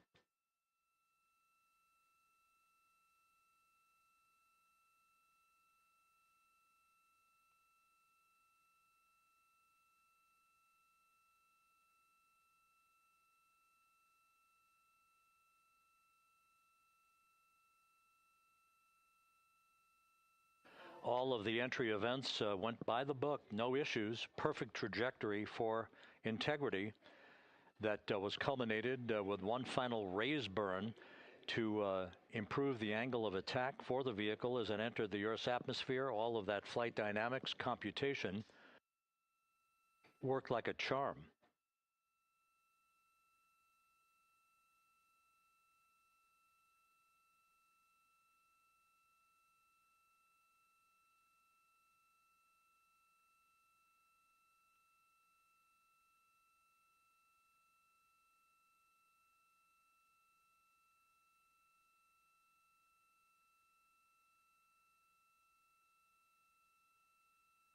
So we are standing by for the recovery team to approach Integrity and begin the process of erecting that inflatable raft called the front porch, which will see the crew members be extracted from the hatch of Orion into that inflatable raft before they're hoisted aboard 2 Navy helicopters in a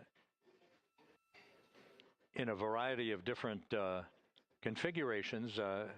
Each crew member will be hoisted in sequential fashion, in alternating fashion, 2 crew members for each helicopter before they turn around to head back to the John P. Murtha.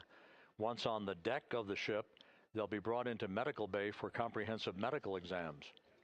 But Reed Wiseman has reported several times that the crew is in excellent shape.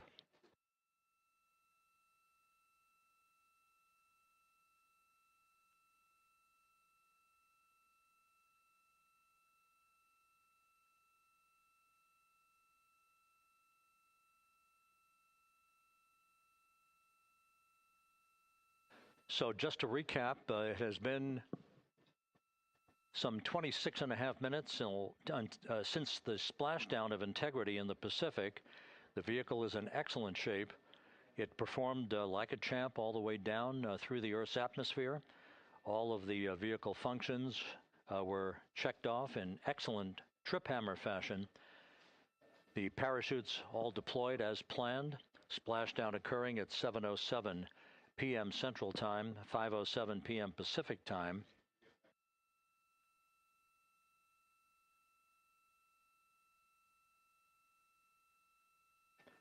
And after a bit of a tussle to try to establish a communications link with the recovery team, we were finally able to run through the procedures for the powering down of the vehicle. We've handed over mission authority to the Exploration Ground Systems folks out in the Pacific, and the recovery team will be approaching the vehicle shortly to erect the inflatable raft called the front porch before opening the hatch to Integrity to bring the crew members onto that raft before they're hoisted onto 2 Navy helicopters, 2 crew members for each helicopter, before they're flown back to the deck of the USS John P. Murtha.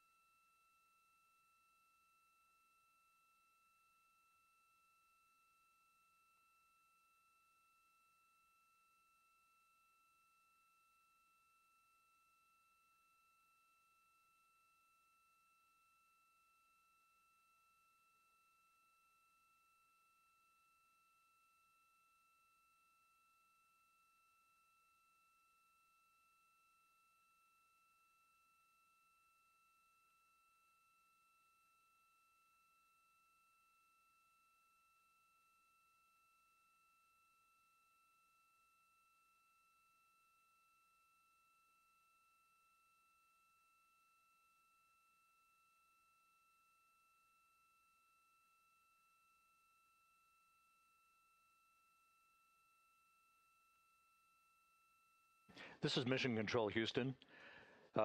After talking to the flight dynamics folks, we have a bit of a refinement on the splashdown time for you. Their computation shows a splashdown time of 7:07 and 27 seconds p.m. Central Time, 7:07 and 27 seconds p.m. Central Time.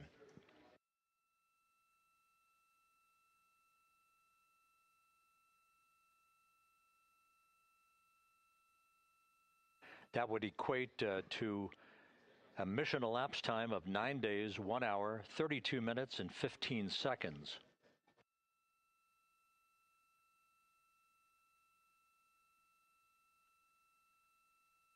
Once again, from Flight Dynamics, a splashdown time of 7:07 and 27 seconds p.m. Central Time.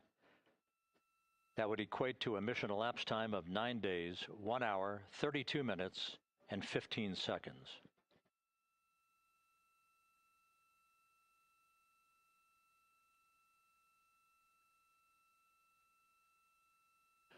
Reports from the Pacific indicate that the recovery team, in communications with the crew aboard Integrity, that the crew remains in excellent shape as they await the approach of the team for a final hazard gas evaluation before they move to the side of the vehicle to erect the inflatable life raft called the front porch.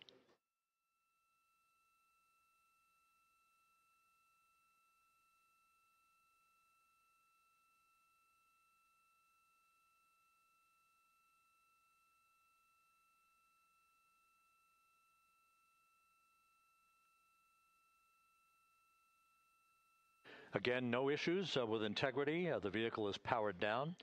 All of its systems are now safed. We have handed over mission authority to the Exploration Ground Systems folks in the Pacific, but we will not stand down and have the entry flight control team depart its positions until that inflatable raft, the front porch, is erected, the hatch open, and the crew having exited the vehicle. So that's the next step in the recovery process that will lead to the hoisting of the crew members. For 2 crew members for each helicopter, they'll be hoisted to a pair of Navy helicopters that will then fly a short distance back to the USS John P. Murtha. What you're looking at is one of the fast boats circling the vehicle to make a hazard assessment.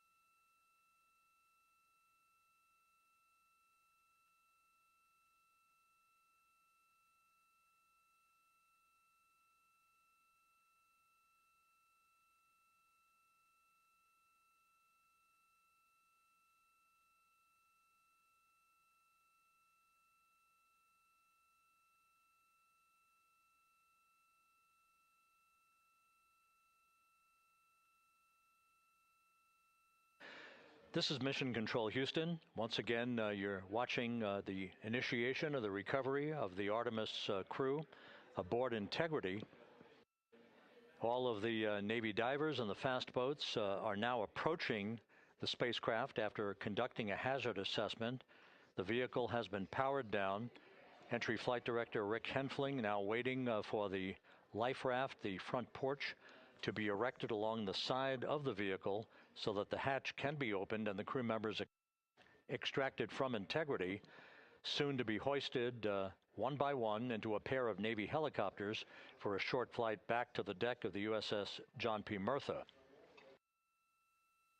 If you missed it earlier, we talked to Flight Dynamics and received a more official touchdown time or splashdown time, as it were, of 7:07 and 27 seconds p.m. Central Time, 5:07 and 27 seconds p.m. Pacific Time. That would equate to a mission elapsed time of 9 days, 1 hour, 32 minutes, and 15 seconds.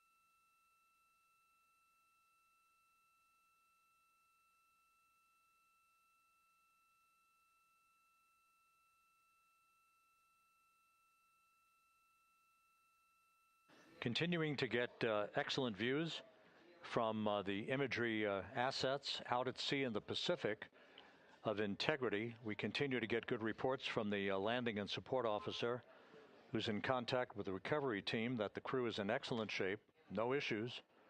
They're just currently biding their time, waiting for the front porch to be erected. We have no hazardous hazard gases and no hazardous situation with the vehicle. It performed perfectly all the way down from entry interface to its splashdown in the Pacific at 7:07 and 27 seconds p.m. Central Time. And as you can see, the first phalanx of recovery personnel now pulling up alongside of Integrity.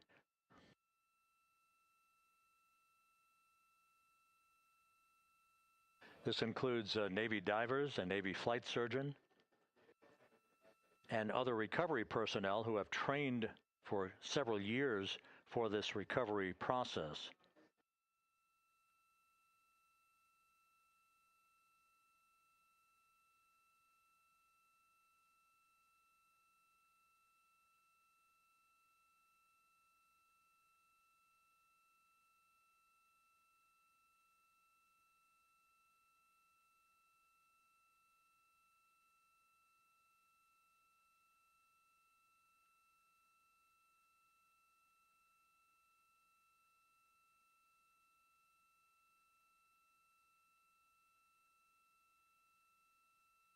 At this hour, some 41 minutes following splashdown, the vehicle has been powered down. There's no hazardous gas emanating from the vehicle. That's why the first team of recovery personnel has been able to pull alongside Integrity.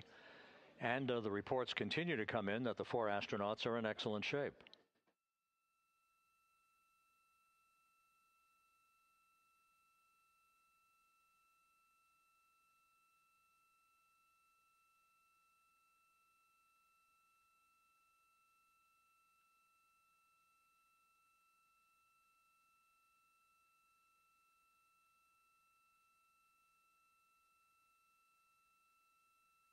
Yes.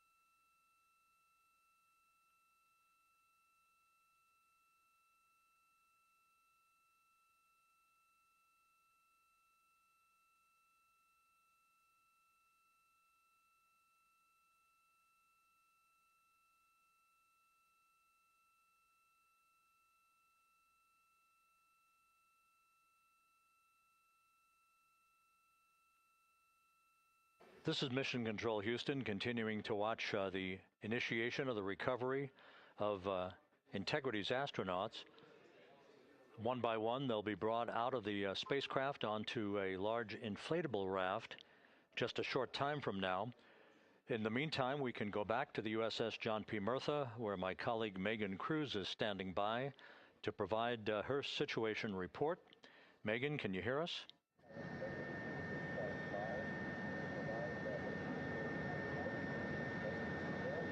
Hey, Rob. Yes, I can hear you. Thank you. Yeah, we're back here on the bow of the recovery ship where there are still plenty of people peering out into the water. We are not very far from the action everyone is seeing on their screen now. The Orion spacecraft, Integrity, in the ocean, surrounded by a number of recovery boats.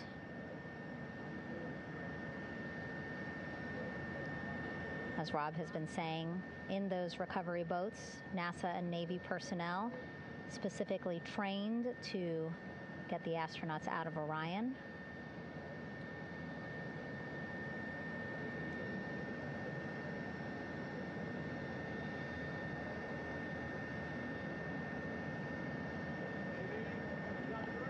In some of our wide shots, you can probably see that there are 6 boats out in the water.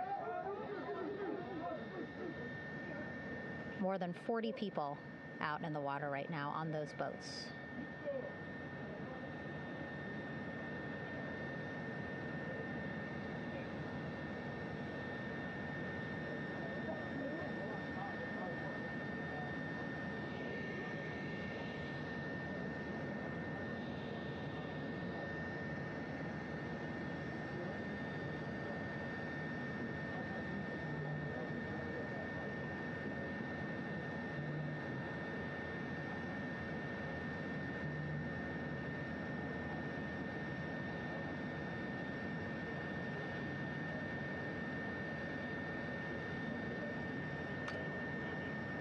First order of business is to set up the front porch and the stabilization collar.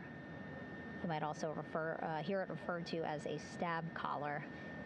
Basically just to make sure that Orion stays upright, doesn't sway in the water too much, again, to make it easier for recovery forces to get the astronauts out.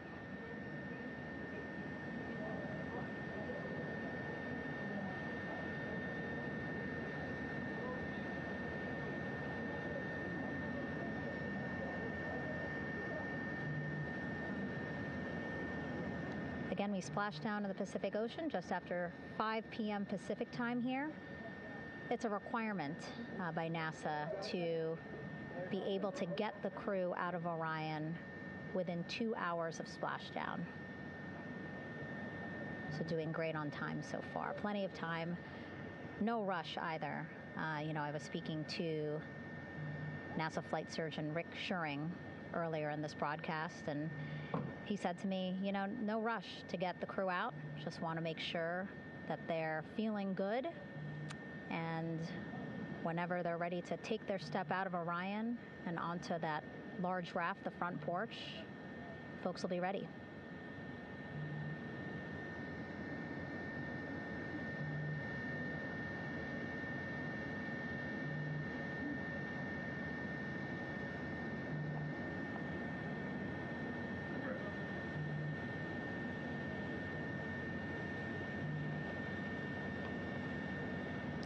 And as there are mission audio loops in Mission Control in Houston, there is a mission audio loop here on the ship, and it was just reported out that the side hatch is open. Side hatch of integrity is open.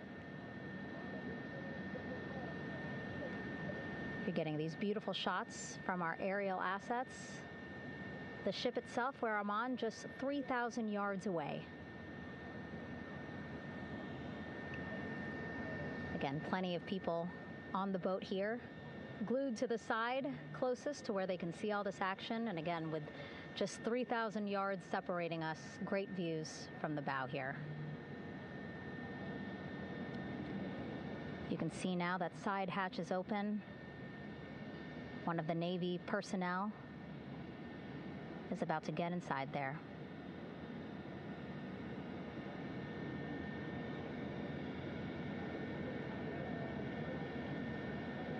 In they go. In total, 4 will go into Orion. So it'll be a little bit of a tight squeeze, but the goal is to have a recovery personnel with each astronaut assessing them.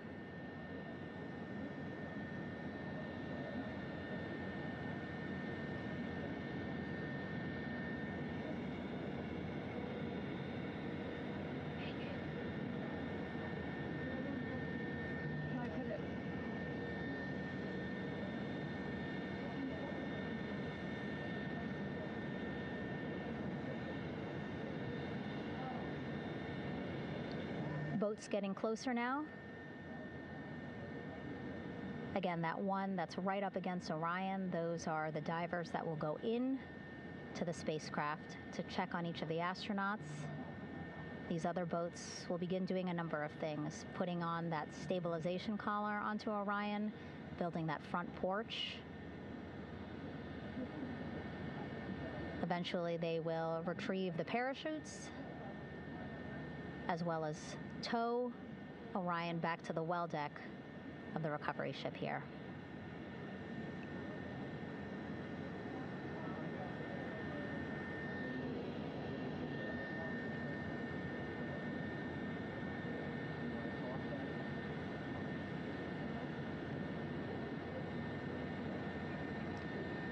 And so as we wait for the Navy and NASA personnel to get their assessment of the crew inside of Orion, why don't we toss it back to Rob for an update?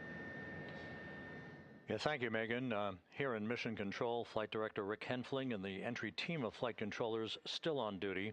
The vehicle has been powered down for some time now. There are no hazardous gases emanating from integrity. That, of course, allowed the recovery personnel to approach the vehicle and then open the hatch to begin the initial medical assessment of the crew, as you just indicated.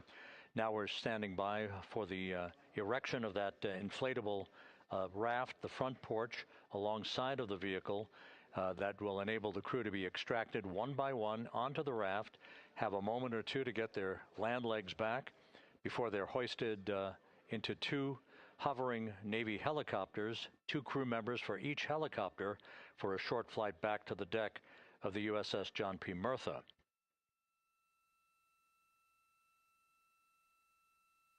All of Integrity's systems operated flawlessly throughout the course of the approach to the Earth, the entry into the Earth's atmosphere, and all of the key milestones that followed in this high-speed return to Earth for Integrity, a mission that spanned more than 694,000 miles from the vehicle's launch from the Kennedy Space Center atop the Space Launch System back on April 1st.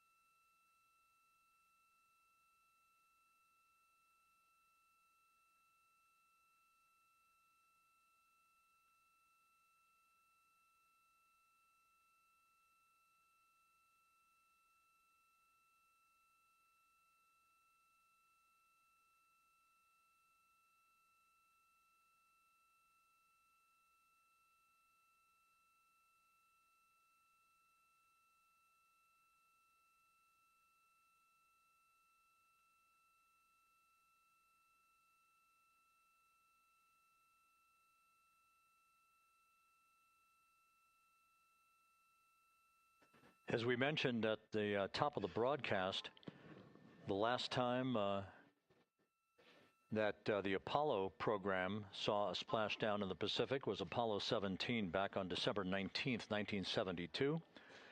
So for the first time in some 53 and a half years, we have reenacted that with the arrival of Integrity's astronauts as they flew around the moon in that historic lunar flyby that began with a trans-lunar injection burn that took them out of Earth orbit following 24 hours of a high Earth orbit trajectory. The high Earth orbit trajectory enabled flight controllers here to have a full 24 hours to evaluate the systems on Integrity and the condition of the crew before they would commit to flying to the moon.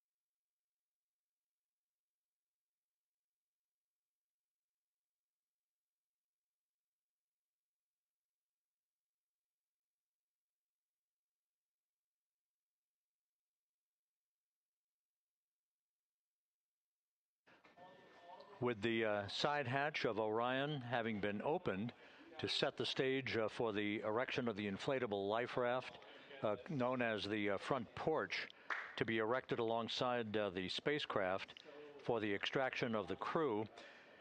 Let's play for you an interview that my colleague Megan Cruz conducted on the USS John P. Murtha with Navy diver First Class David McMahon that explains how this process is unfolding.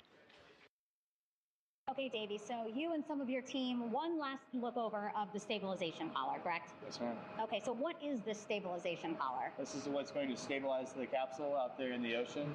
We don't know how good the weather or the waves will be that day, so this will help prevent any unnecessary occurrences from happening, stabilizing the capsule and the astronauts inside. So basically this is a float that will go around Orion. I'm assuming that what they're doing right now, these are the lines that will attach the collar onto Orion? That is correct. And so what are they doing here? So we've got the lower line that will secure the inflation device before we inflate it. That gives us the go-ahead that it's secure in its space, and then we'll inflate it, and then once that is done, we'll undo all the carabiners and get this orange line on top tied in the same fashion, and then this will be secured to the capsule, and the astronauts can safely take their first steps out of the capsule onto the front porch. Okay, and how long will it take them to set up the stabilization collar? We should definitely be able to handle this in under 10 minutes. Okay, wow. And then you just mentioned the front porch. So basically after they set up this stabilization collar, then they set up what's called the front porch here. That's correct. Okay, and what's the front porch? Front porch is basically a bigger waiting room for the astronauts to sit in while we wait for the helicopters to show up and grab them. Okay, so the medical team that was inside with the crew, they're going to help them out and onto the front porch? That is correct. And then what happens here? We have higher trained medical personnel also on board the front porch that will give them lookovers and just make sure they're okay while we wait for the helicopters to show up. Okay. How does it feel, I mean, your team, you, to be part of a mission that's returning astronauts from the moon in more than 50 years? We all feel extremely honored to be a part of this, as well as a bigger mission for the Navy and joining up with NASA to do great things. Mm-hmm. And do you feel like you and your team are ready? Yes, very ready. Cool. All right, thank you so much. Thank you.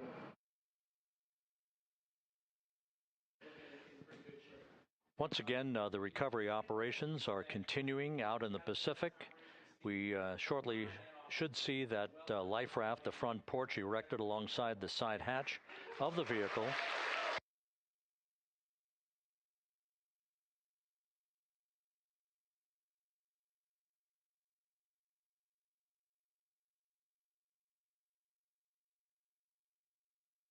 A number of flight controllers have come into the flight control room to receive congratulations from Entry Flight Director Rick Henfling. But we're going to stick with our operations out in the Pacific as we await the extraction of the 4 crew members who are reported to be in excellent condition.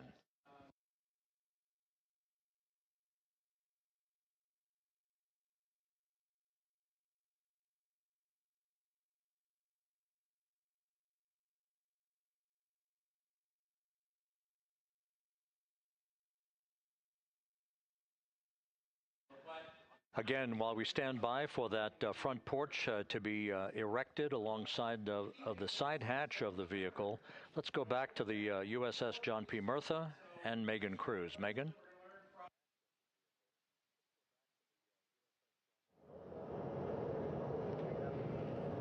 Hey, Rob. Pausing now to listen to some internal audio loops. Again, the operations team here on the ship communicating with everyone out on the water. It seems like currents are hindering them a little bit from unfurling and inflating the stabilization collar as well as the front porch. But again, the requirement to get the crew out within 2 hours of splashdown, plenty of time. So no concerns just yet. But as calm as the water looks, yeah, it looks like it's hindering the teams just a tad.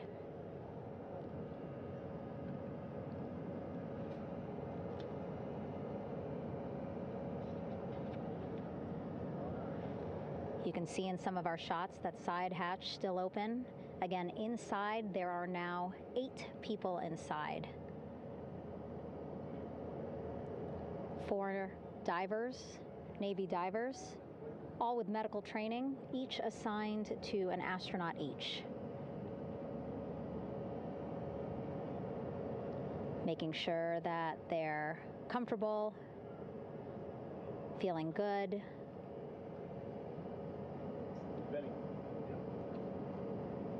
As you've heard us say in the broadcast, they expect a little bit of discomfort. Again, these astronauts just traveled back to Earth at 25,000 miles an hour, a nearly 695,000-mile journey around the moon. If you think you get carsick.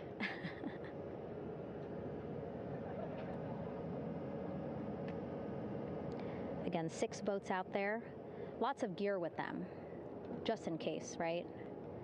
As we said, the crew reported feeling great, but again, all those folks out there in case they weren't, right? NASA is all about making sure we think about every situation that can happen, and so, of course, wanted to be ready in case any of our astronauts needed more medical attention while out there in the water.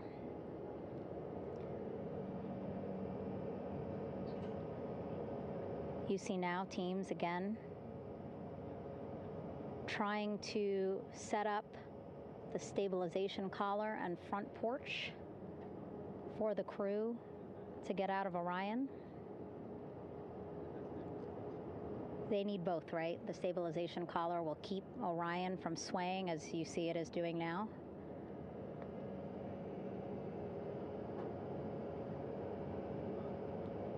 And then they will connect the front porch to the stabilization collar so that the crew can take 2 steps and they will be in the front porch.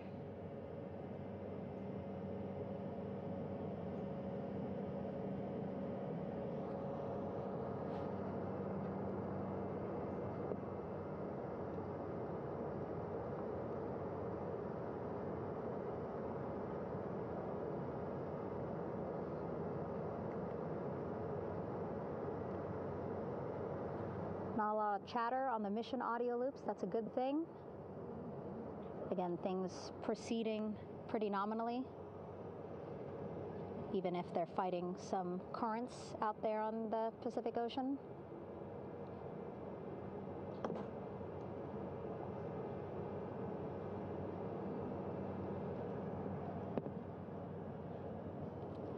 Again, the goal, setting up the stabilization collar and the front porch so that the crew can rest comfortably in the front porch, get placed into harnesses so that 2 helicopters can lift them off the front porch and onto the USS John Murtha here.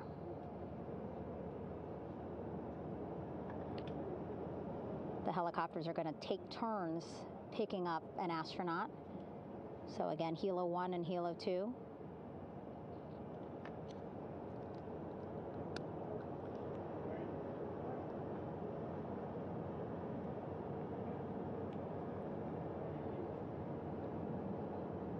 Okay, and the recovery team here on the ship just got a report from the undersea medical officer who is inside the capsule with the crew. He is reporting all 4 members are green. All of our 4 astronauts, Reed, Victor, Christina, Jeremy, green, meaning they are feeling great, not the complexion of their skin. They are feeling great, happy to be home, and ready to be extracted as soon as possible.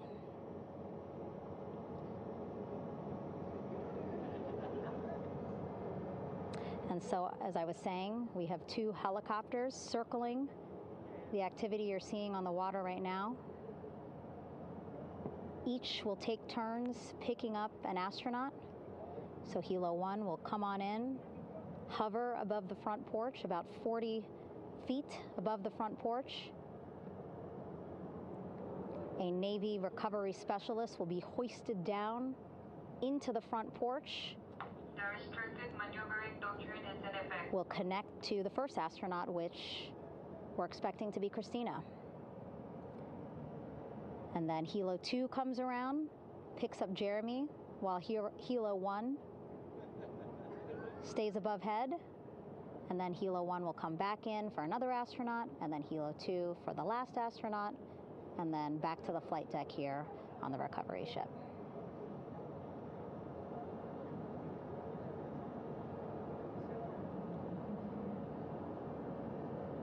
I was talking to Assistant Artemis Recovery Director Paul Sierpinski. He said helos are a much quicker, safer way to get on board. They did actually consider boats, but then if you think about it, longer time, the crew would have to move through more of the ship. This way the helos will give a more direct, quicker route to the medical bay for our 4 astronauts.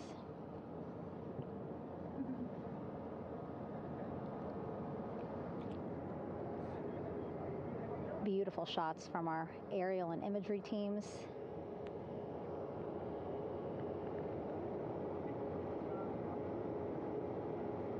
Clouds have dissipated for a clear view from the bow of the recovery ship here.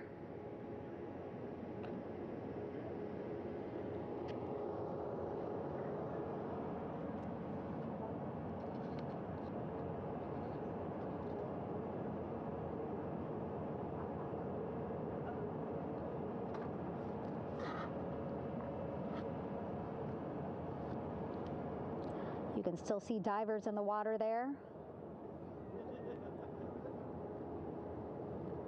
Encircling Orion, that is that stabilization collar we've been telling you about.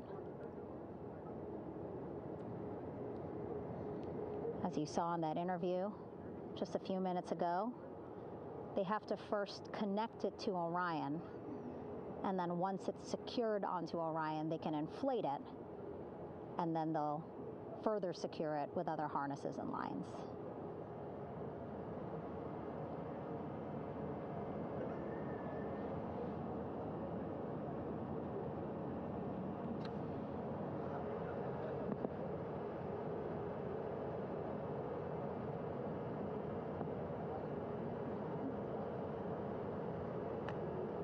About an hour and 10 minutes since splashdown in the Pacific Ocean here.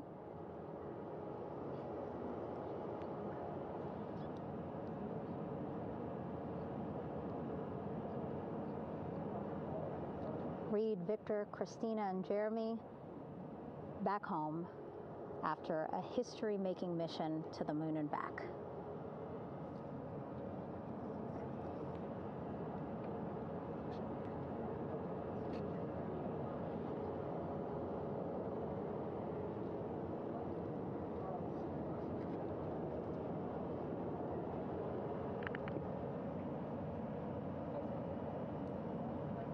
And if you missed what we said just a couple of minutes ago, the undersea medical officer inside with the crew in Orion reporting all 4 crew members feeling great.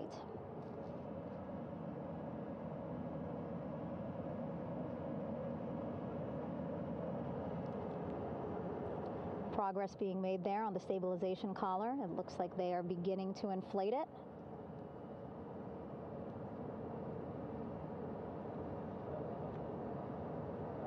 And it looks like they're starting to unfold the front porch in order to get that into the water here shortly and inflate that as well.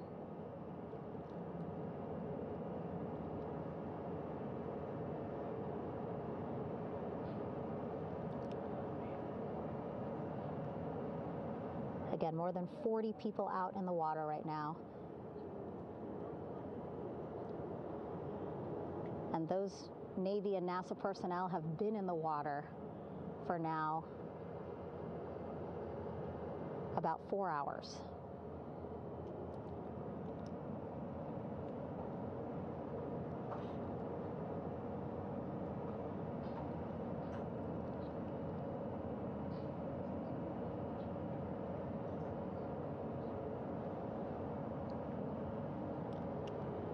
The reason why they had to get out so early is just to stage everything. And actually here on the ship, when there are flight operations happening, you can't have anything else, right? Just because the flight deck can be a dangerous place, so they just want to focus on planes coming and going from the ship, so that's why they wanted to get the boats in the water to make sure that they have all the time they needed for the flight ops.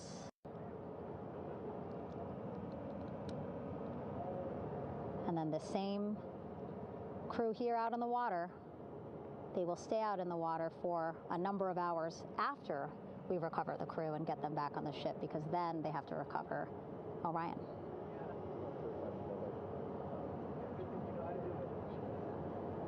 All right, that stabilization collar looking good around Orion. We're now seeing some recovery personnel getting on to that collar. Again, they need to further attach it to Orion to make sure that it can really prop up the spacecraft. It's basically lifting it up off of the water just a tad. Again, so it's not so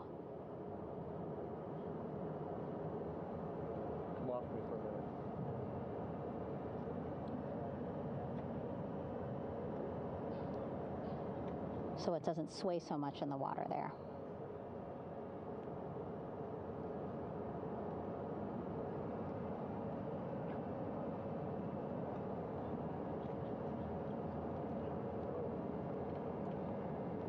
And now that front porch looks like it's nearly fully inflated as well. You can see a much larger surface area.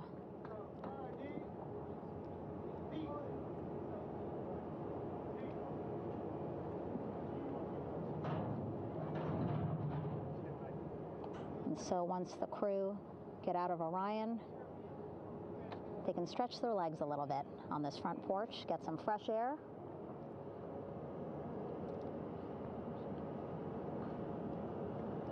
And enjoy this beautiful day here on their home planet.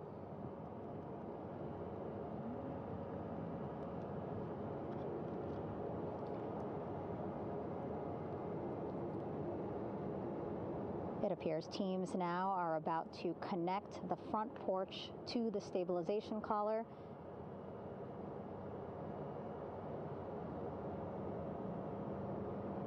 And at that point, when both are secure, we should soon see astronauts come out of Orion.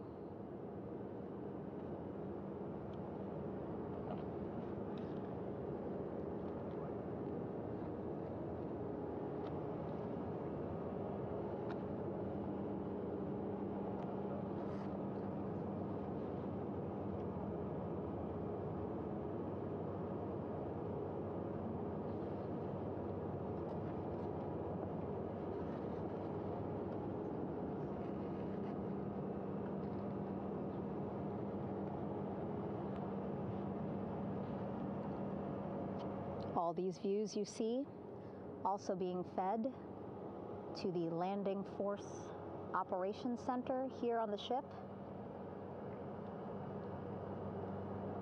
Of course, it is very important for our recovery teams leading the mission to have all the views that you're seeing as well. Again, listening to their communication loop here on the ship. Very quiet, which is a good thing.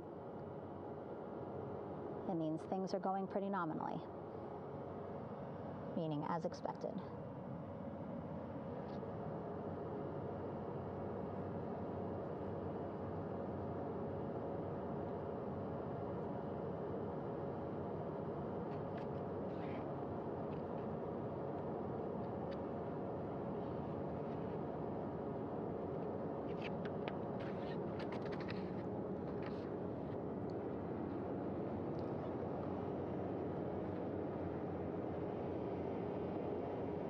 Again, all this activity happening just 3,000 yards away from the ship. So that means this will be a very quick flight back on the helicopters for the crew.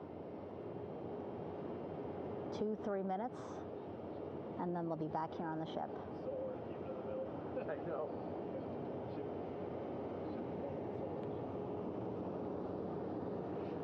Okay, saw a thumbs up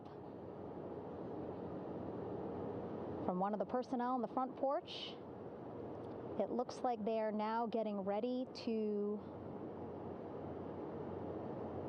deploy what they call the Air Rescue Vest, ARV. And so this is the harness that each crew member will get into in order to be hoisted into the helicopters. Again, those helicopters hovering just about 40 feet above the front porch when they're ready to pick up each crew member.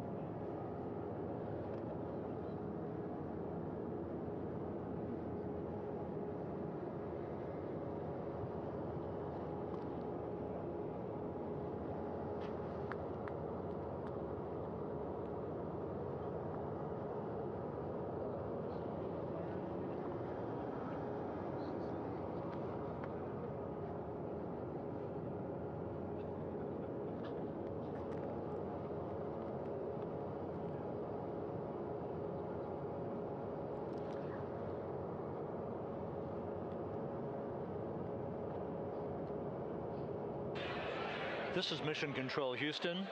Behind me, a fairly raucous scene as hundreds of flight controllers have poured into the flight control room here. This is reminiscent of the scene after the final shuttle mission of STS-135, although that was the end of a program. This is only the beginning of a program with the textbook splashdown of Integrity and its 4 astronauts. We're standing by for the crew to be extracted from the spacecraft. Entry Flight Director Rick Henfling invited all of these flight controllers who have contributed to this mission to enter the flight control room, to have an opportunity to receive well wishes and to share the mutual glow that exists in the wake of a textbook mission for Integrity. On the front screen here in Mission Control, a sign that says "Welcome Home Integrity," taking humanity back to the moon, going further, and returning safely to Earth. So all of that jubilation, part of the post-splashdown activities, even as we await the crew being extracted from the vehicle to be hoisted onto Navy helicopters for the trip back to the USS John P. Murtha.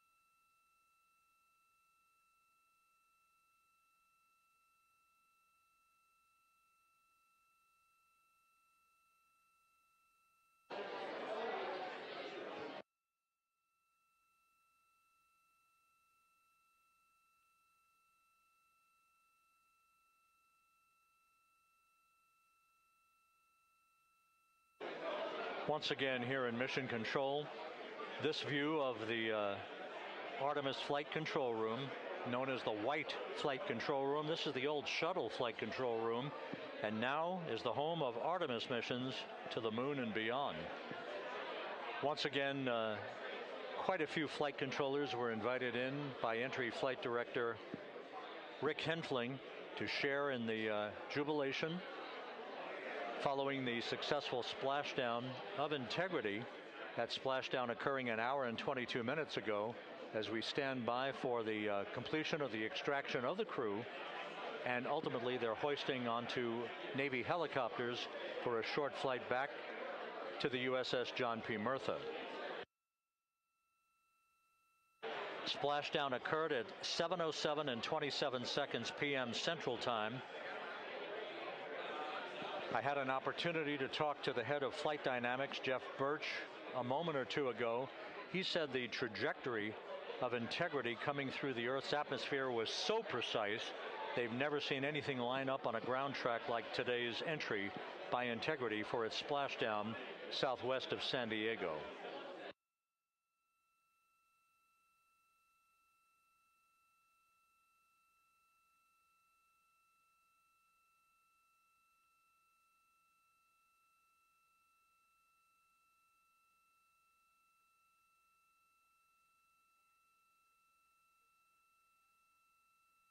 And the initial, you can hear it.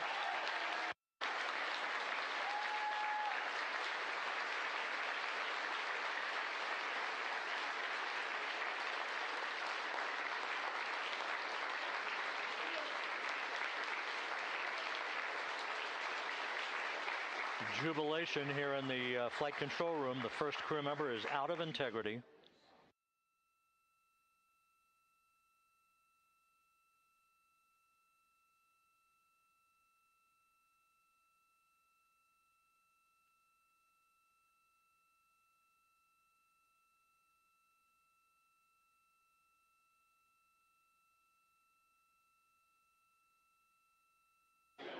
We are expecting the other crew members momentarily to be extracted.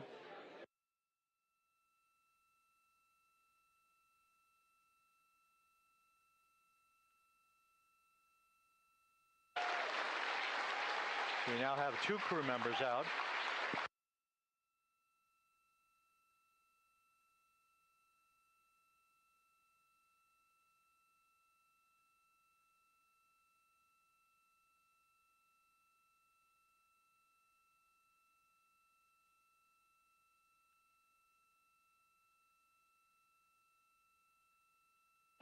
Two crew members out, 2 to go.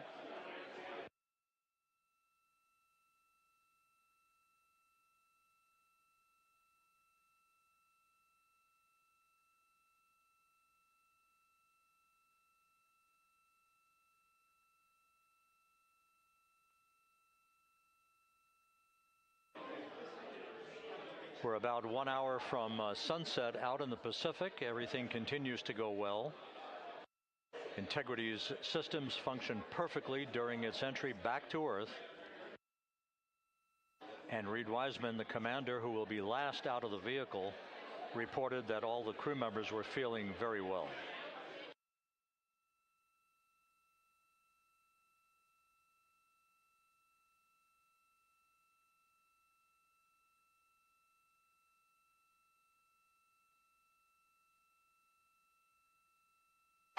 Crew member number 3 now out.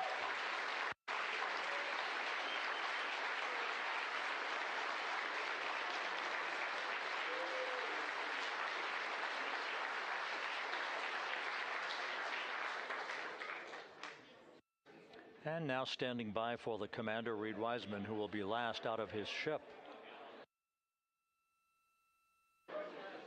Bobbing in the Pacific under almost ideal conditions, Integrity spanned 694,000 miles during its journey from launch to splashdown.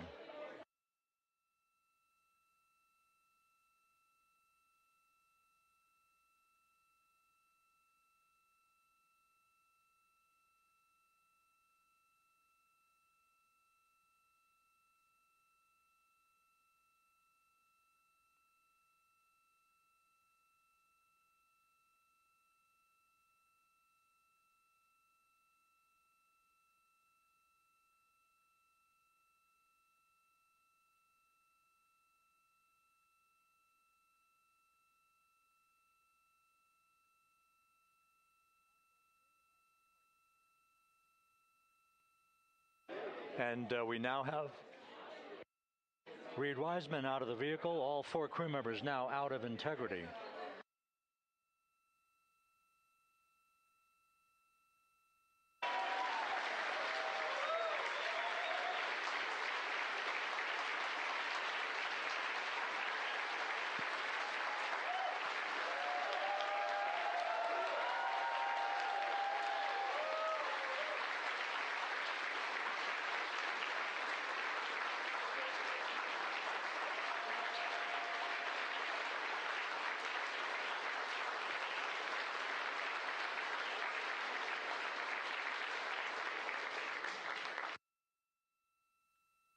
Once again, all 4 crew members now on the front porch, and the procedure to begin hoisting them up to these 2 Navy helicopters hovering overhead will begin shortly.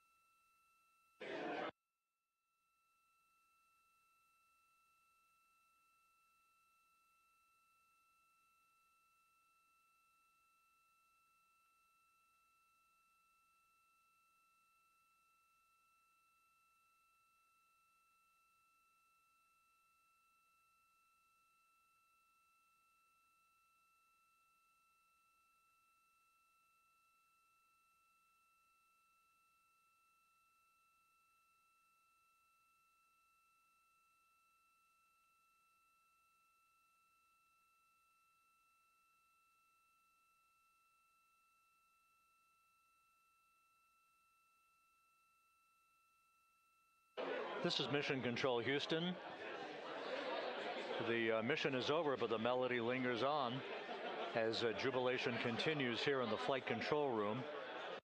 We should be expecting NASA's Associate Administrator, Amit Kshatriya, to be joining us shortly for a short interview while the recovery operations continue out in the Pacific. So we'll stand by for that. And then we'll turn it back over to Megan Cruz aboard the USS John P. Murtha.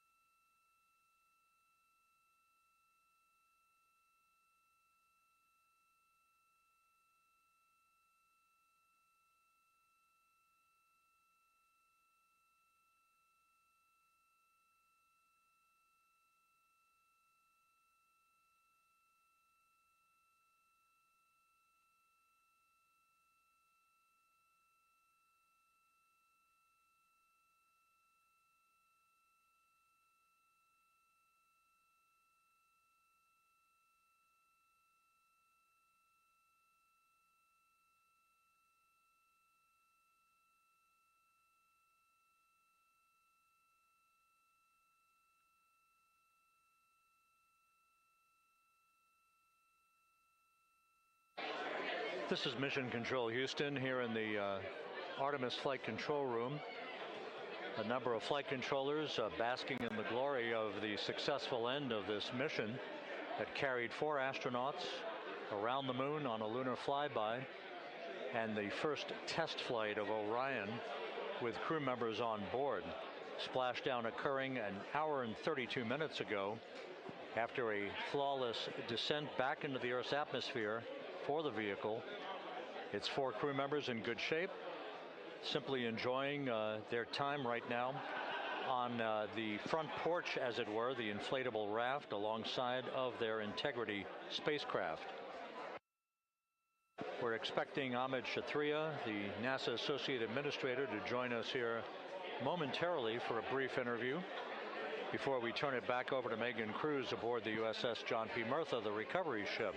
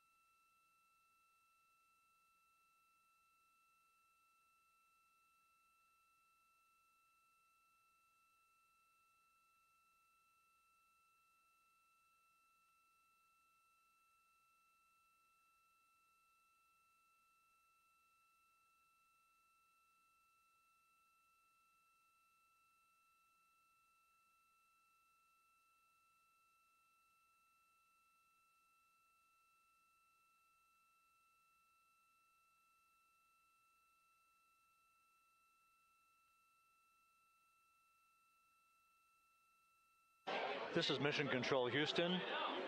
We're about an hour and 34 minutes since the textbook splashdown of integrity in the Pacific to bring home our astronauts.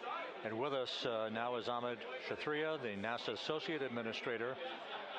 Amit, a little bit of history made tonight, a little bit of history made over the past few weeks. Your thoughts as this team here basks in the glow of what they just accomplished? Yeah, Rob, we're here in the control center, and it's kind of overrun with jubilant folks from the Mission Control Houston, as well as engineering, and folks that just want to be here, part of it, as we watch our crew get extracted from the vehicle. And, you know, my thought is always about these teams, the team that's in the water right now, pulling the crew out, the team here in Houston that worked so hard over the last 10 days, no sleep to get this done.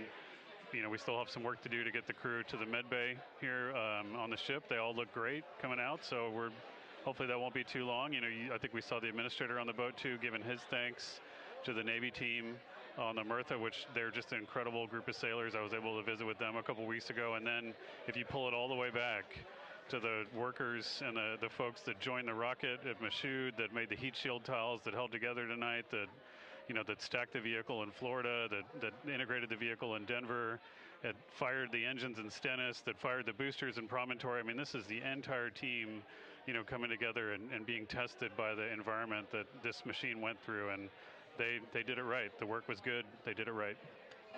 You've said in a number of briefings, of course, and in other forums that this is just the first step. The cadence has to step up, as the administrator has indicated.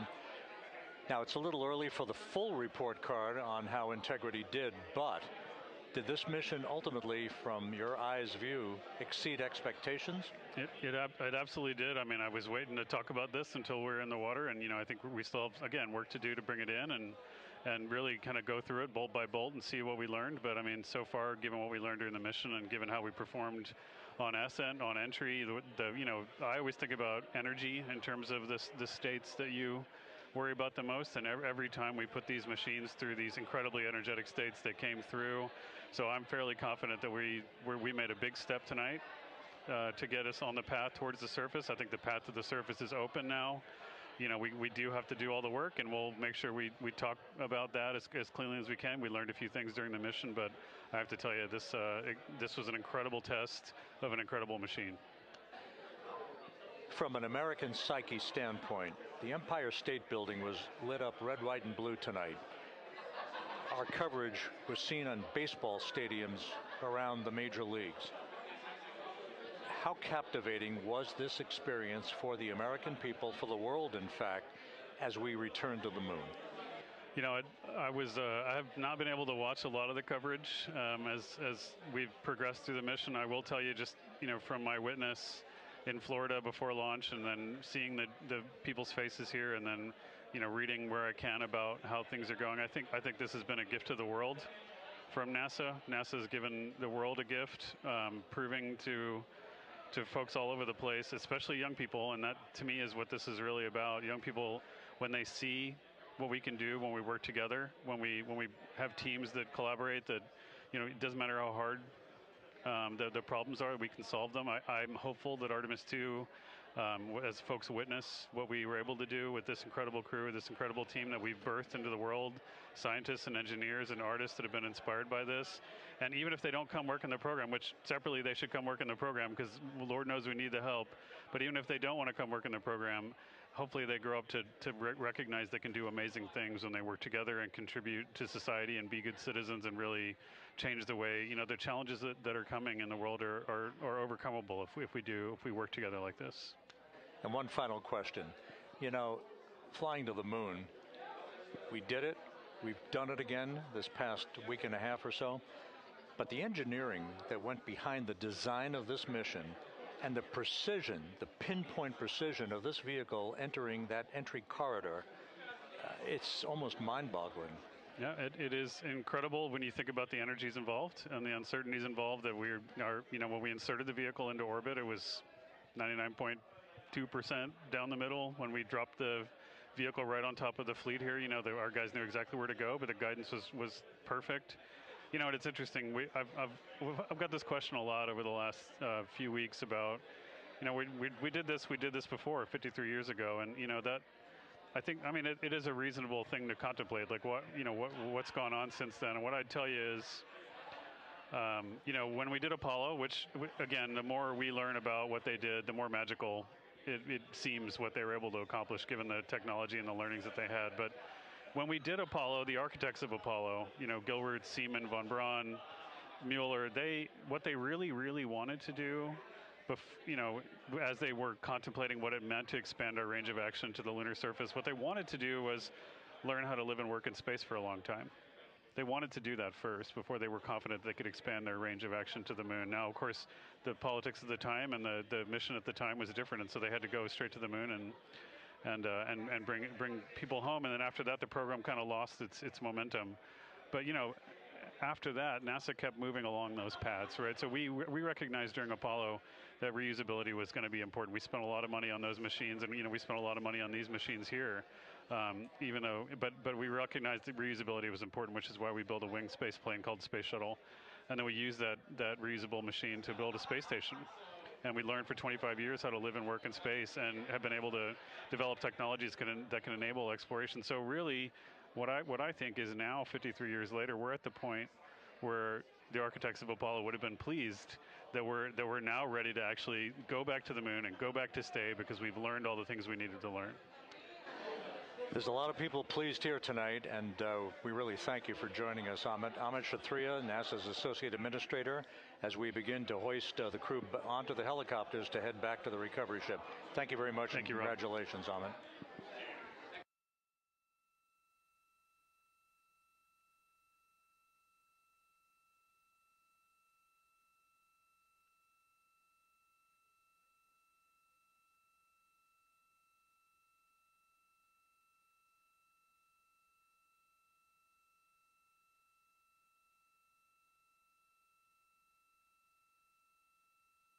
This is Mission Control Houston, with the crew members now beginning to be hoisted aboard the Navy helicopters.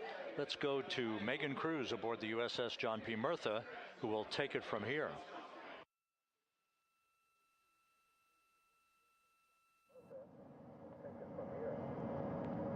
Hey, Rob, yeah, back on the bow of the ship here, we are seeing the helicopters circling Orion, the first one there having just completed picking up the first astronaut.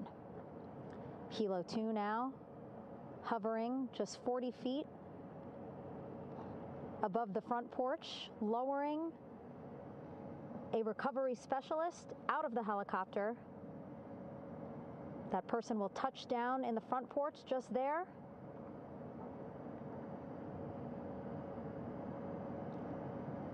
The crew members already outfitted with a harness that will allow them to quickly attach to the hoisting device.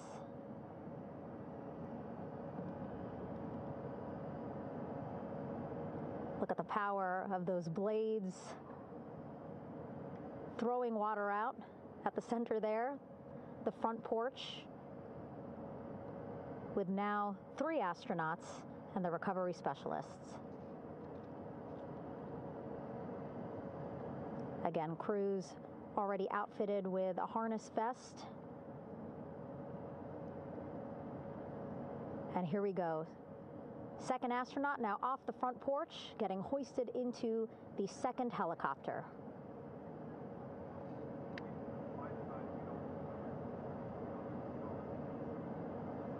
That helicopter will now hover just a distance away to give room for the first helicopter to come back and pick up the third astronaut.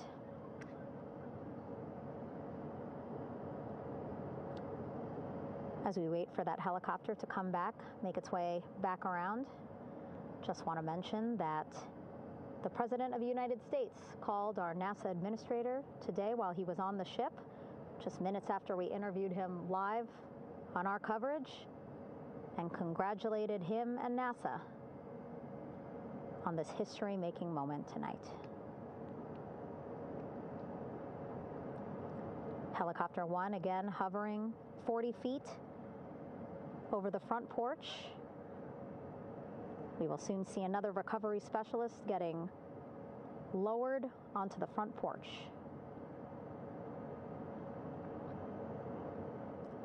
Wow, imagine sitting on that front porch, the wind, the water. But again, the recovery team determined that a helicopter flight back to the ship here would be safer, faster, and more comfortable for our crew who just completed a 10-day mission around the moon.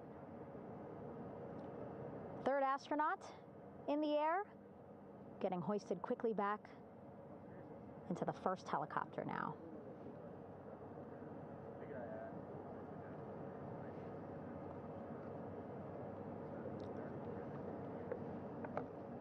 That first helicopter now on its way back to the ship here. We will soon see it land in just a few minutes.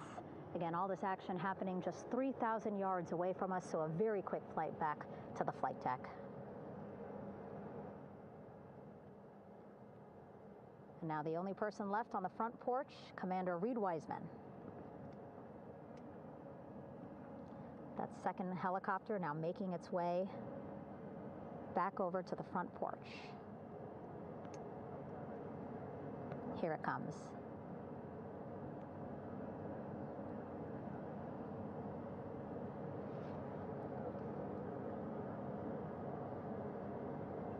Making its final approach here.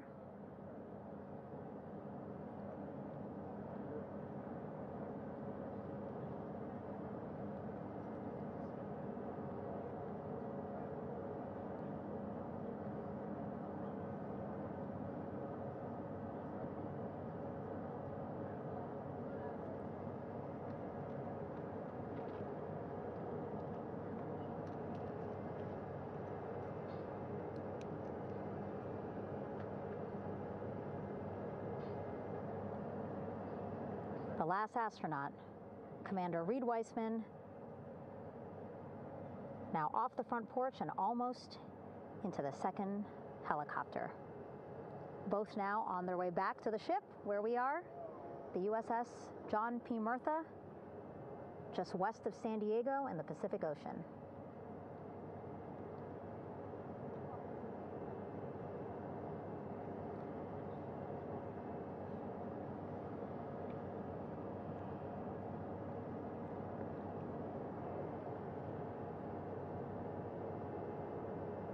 Exciting to see our 4 crew members minutes away from landing on the flight deck here on the recovery ship. 550 people on this ship, excited, ready, anxious, looking forward to welcoming this crew aboard.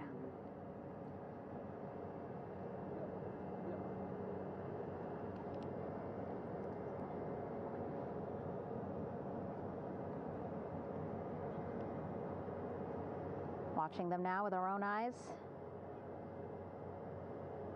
Close to the ship here. Hearing them begin to hover on the flight deck, which is just across from us, here on the bow.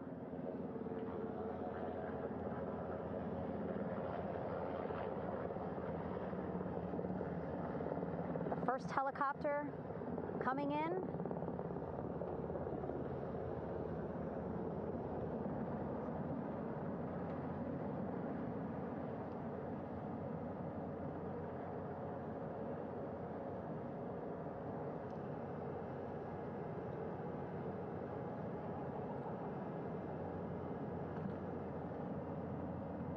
And wheels down. Wheels down of the first helicopter carrying 2 of our Artemis II crew. Pilot Victor Glover and mission specialist Christina Cook.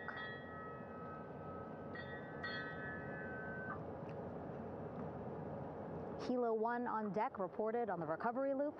Again, the mission audio loops that the recovery team are using here to communicate with one another. And an announcement just made on the ship, integrity incoming.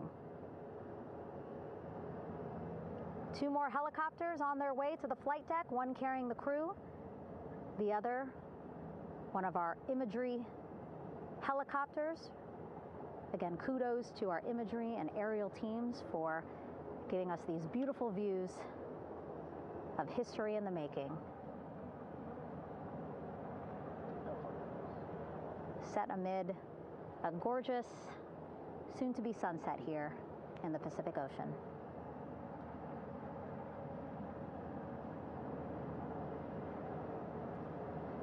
The second helicopter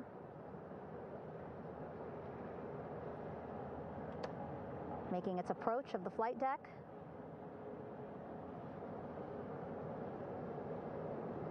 Plenty of people here on the bow with their cell phones out, filming this moment.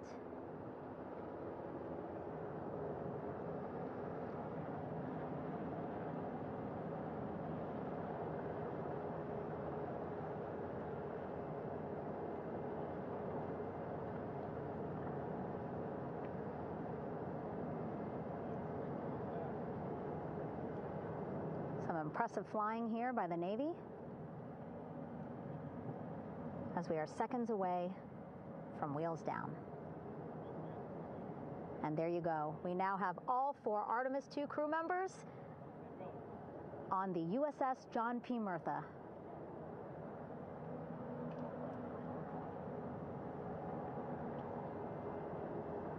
I'm sure they're happy to be out of the water and on this recovery ship with, again, 550 people on board, ready to welcome them home. But first, as we've been saying throughout the broadcast, just making sure the crew feel good. We reported that they were feeling good when they were in Orion, but those were just initial, quick, verbal assessments of how they're feeling. Their destination tonight, the medical bay here on the ship, right after we power down the helicopters here.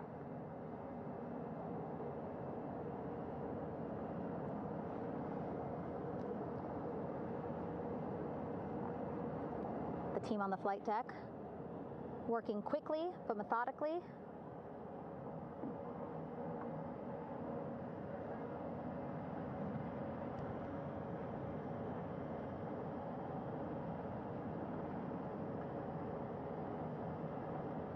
Waiting for just one more helicopter to touch down.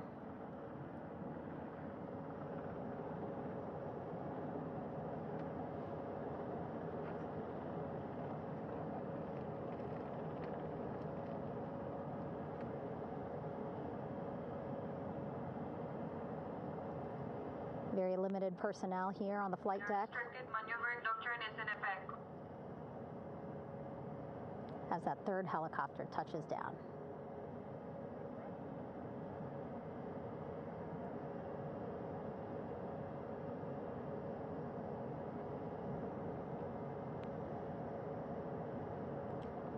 The ship is at flight quarters.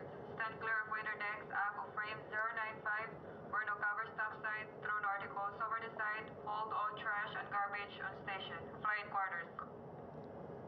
While just a few folks on the flight deck itself, there are plenty more on some upper decks. I see in some of our views a very packed crowd overhead. Announcements being made over the ship's loudspeaker system, reminding folks to stay clear of operational areas like the flight deck, so that teams can work quickly to get the crew off of the helicopters and into the medical bay.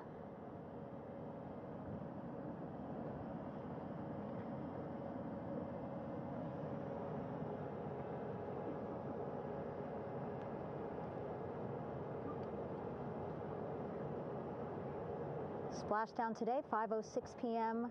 Pacific time.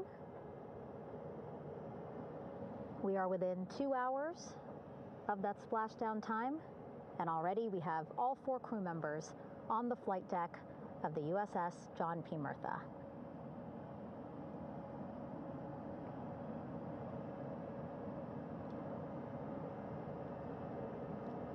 Again, crew waiting before getting out for the helicopters to completely shut down.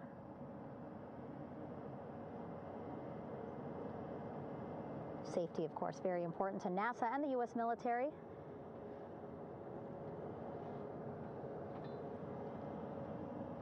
So we'll wait just a couple of minutes here before we start seeing crew members walk off the helicopters one by one.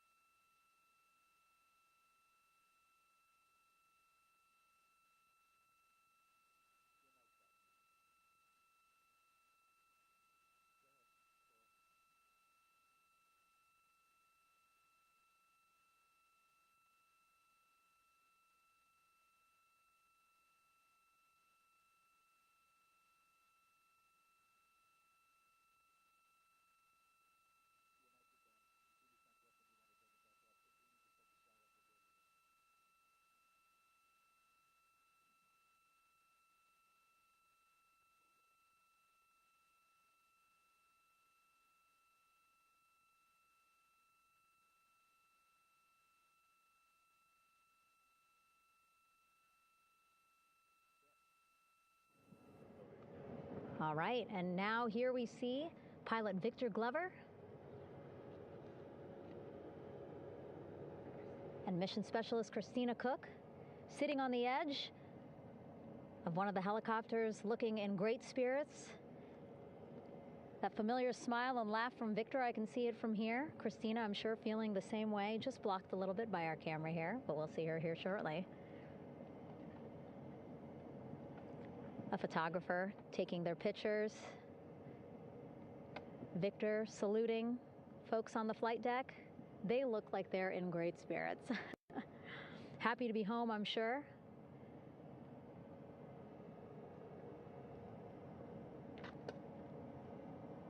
If you're sitting at home, I hope you too are wondering, what would you want to ask them if you got a chance to talk to them? Because that is what I'm thinking about. Getting the opportunity to talk to or ask questions of these 4 astronauts who just made history as the first crew to return to the moon since 1972.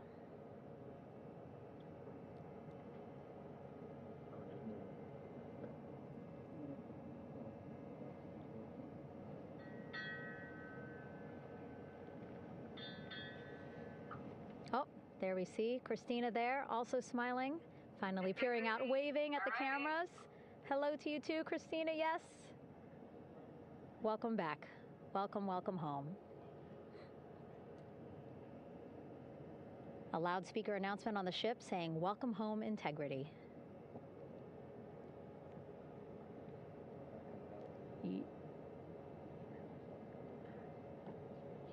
Victor in great spirits. I can't see who he's talking to, but I kind of think that he might be talking to his other 2 crew members. Shouting from across the flight deck, congratulations to one another.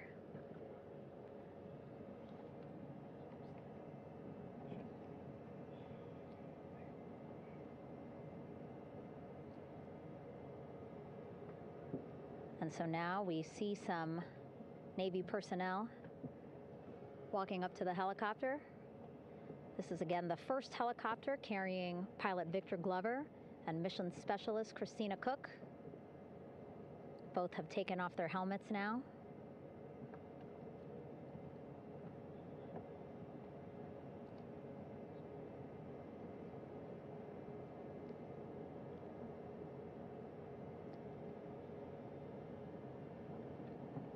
Some pictures, video to catalog this historic moment. A beautiful sunset just behind them here in the Pacific Ocean. Golden hour. These pictures will be beautiful.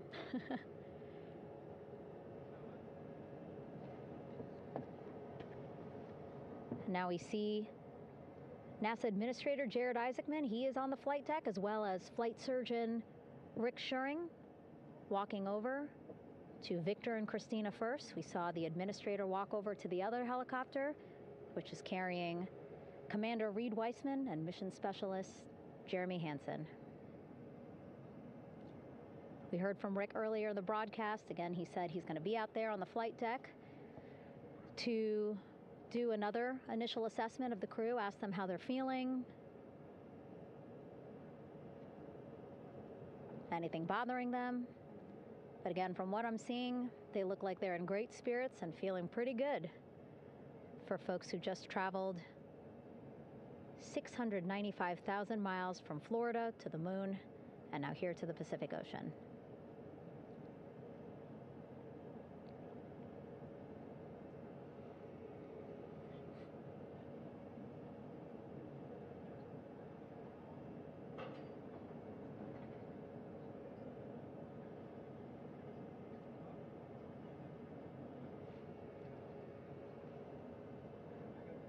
We're now seeing NASA Administrator Jared Isaacman walking across the flight deck. He had been talking to Reed and Jeremy, now approaching Victor and Christina.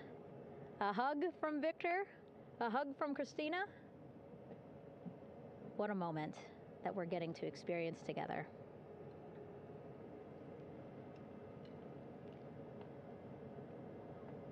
I'm sure congratulatory words. You know, we got to speak to the administrator live on this broadcast as well, and he said the kid in him right now, giddy, absolutely giddy at what we were able to accomplish today. Returning them home safely and in good spirits after a 10-day mission around the moon. And here we go. We're seeing Jeremy walking, waving across the flight deck, now on his way to the medical bay.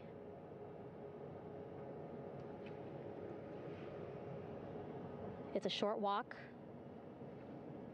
less than a minute. Again, that's why the recovery team decided to use helicopters to get them on the flight deck for that short walk to medical bay.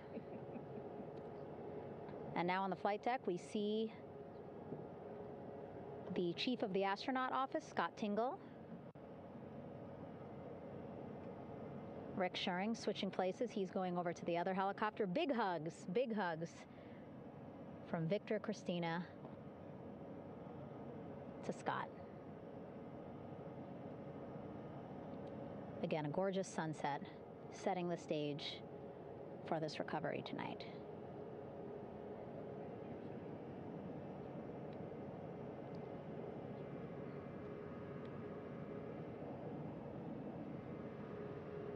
All right, and now here we are, Christina,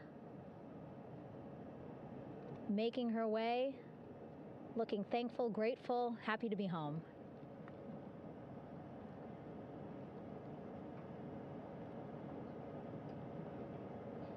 You can see she's looking up. Again, lots of people, just a few levels up off the flight deck, welcoming her home.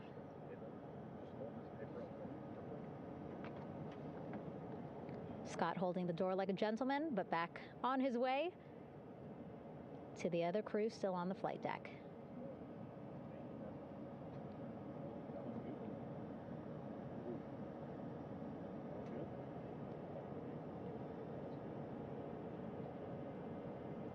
So still on the flight deck, Victor Glover and Reed Weissman.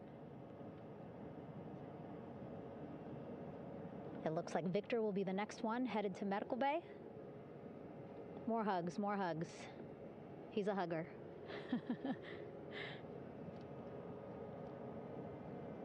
Victor looking good as he walks across the flight deck. NASA administrator applauding. Victor applauding for all the folks on the ship with him who played a role in their safe return today.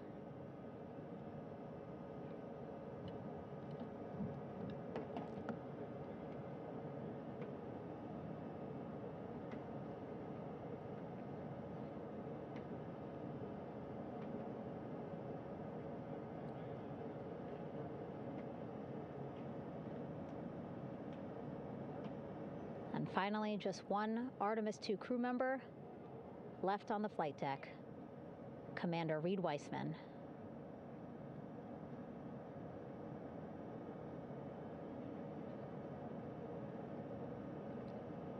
Applause from the group there on the flight deck, I'm sure, as well as on the level just above them, packed with people. Reed looking good as he takes his steps towards the medical bay.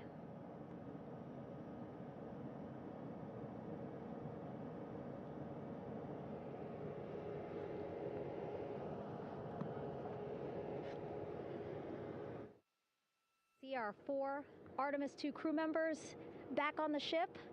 Again, now they will head into medical bay, where they will be assessed by flight surgeons from both NASA as well as the Canadian Space Agency. A more in-depth assessment. When they get to medical bay, they will each have their own nurse.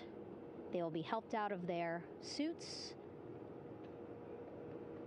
And then again, we'll check to see that they're feeling good.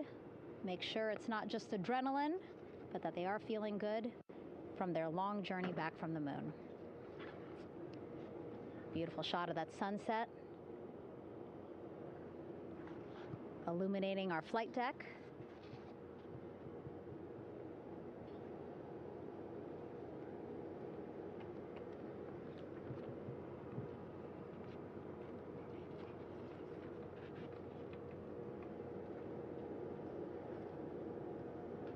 All right, and now with our astronauts safely on board, I want to welcome on Artemis Recovery Director Lily Villarreal. Lily, I don't know how you must be feeling right now. Ecstatic, relieved? I'm so ecstatic, relieved. Of course, we still have to bring the capsule into the well deck of the ship, but this is a major milestone to have the crew here on the ship and in medbay. You know, our team has been preparing and working really hard, and I'm just so proud of them all. Everything went very well, just as planned. Our teammates in Houston, the flight control team was just amazing. We were able to have great conversations and communications about everything. And I don't know what else to say. I'm just so ecstatic. It's such a wonderful feeling to get to this point. Again, we still have to get the capsule, but this is huge for all of us in landing recovery, and I couldn't do this without my team, and of course the full support of the U.S. military. There's going to be lots of, you know, high fives when we get the capsule back in, and I'm so happy that the crew's doing well, Orion's doing well, and you know, thank you for, you know, for everybody watching. Yeah, it was great to watch the crew come back to the ship with you. How were you feeling when you were seeing them looking so happy to be home and feeling really good? You know, the funny thing is that we had video of them from inside the Orion vehicle. They were like that from the beginning. When we opened the hatch, they were already out of their seats, having a good time, waiting for us to open the hatch. And they opened the hatch, and of course we did the first medical assessment. Everybody was doing very well, and they were just having such a great time with the medical team that was inside the capsule. I think they were all taking selfies with you know, the phones that they have, probably talking about what they saw, and it was just smiles all around. They were having such a great time. And then we put them on the front porch when we were ready to put them on the front porch. And again, you could see they were just so ecstatic to be home and talking to everybody. So we were very happy to see all of that in the control room of the LFOC. How remarkable is that? Again, if we think about their journey, the 695,000-mile journey around the moon and back, coming back at 30 times faster than the speed of sound. I mean, how remarkable is that they are in such good spirits? I mean, this is an amazing crew. I think you guys have seen it for the past 10 days. They're wonderful people, and we're so happy that they brought us along on that ride. And I can't wait to see all the additional videos and pictures that they have that, you know, we'll get a hold of now that they're back on the ground. And I can't wait to hear how, you know, a little more than what we saw on the press briefings from the crew about what they saw it's just fantastic. You know, some of my favorite people around this 10 days was the science team and how excited they were. And so this is exactly how we feel in the landing recovery team when the science team went, oh my goodness, when they heard all the discussions about the moon. This is exactly how we feel now in the landing recovery team. We're so ecstatic. Yeah. Again, we have to recover the capsule. I want to make sure we don't forget about our Orion. Lily's all about business. She's thinking about what's next. But yeah, speaking of these 10 days, I mean, we have been along for the journey with them, live with them 24/7 for 10 days, and just really seeing the engagement that we've gotten from around the world. What do you hope people take away from this mission?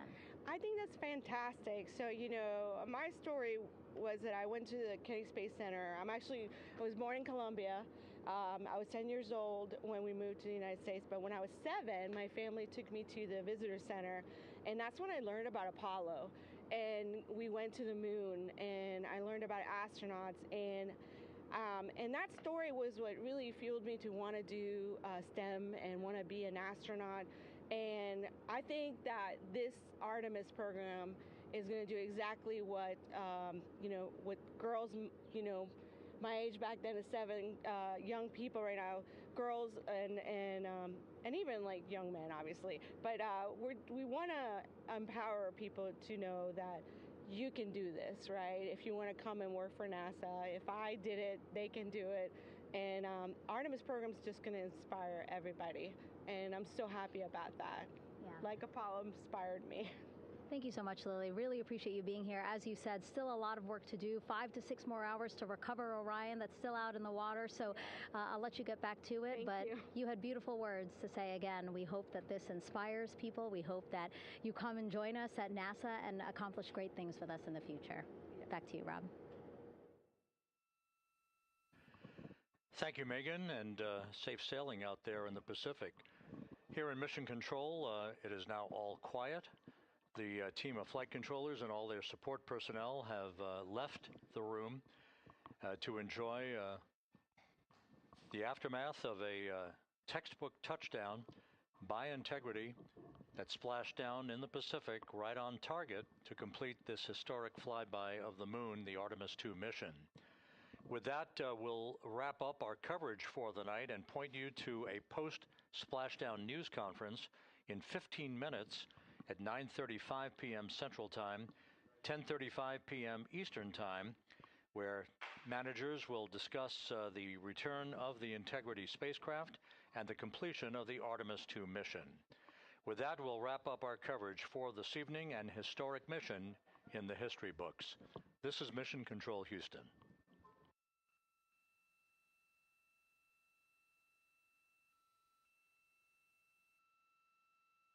Main chute deploy. And we have 3 good main chutes. Houston Integrity, splashdown, sending post-landing command now. Splashdown confirmed. Copy splashdown, waiting on VLDR. Splashdown confirmed at 7:07 p.m. Central Time, 5:07 p.m. Pacific Time.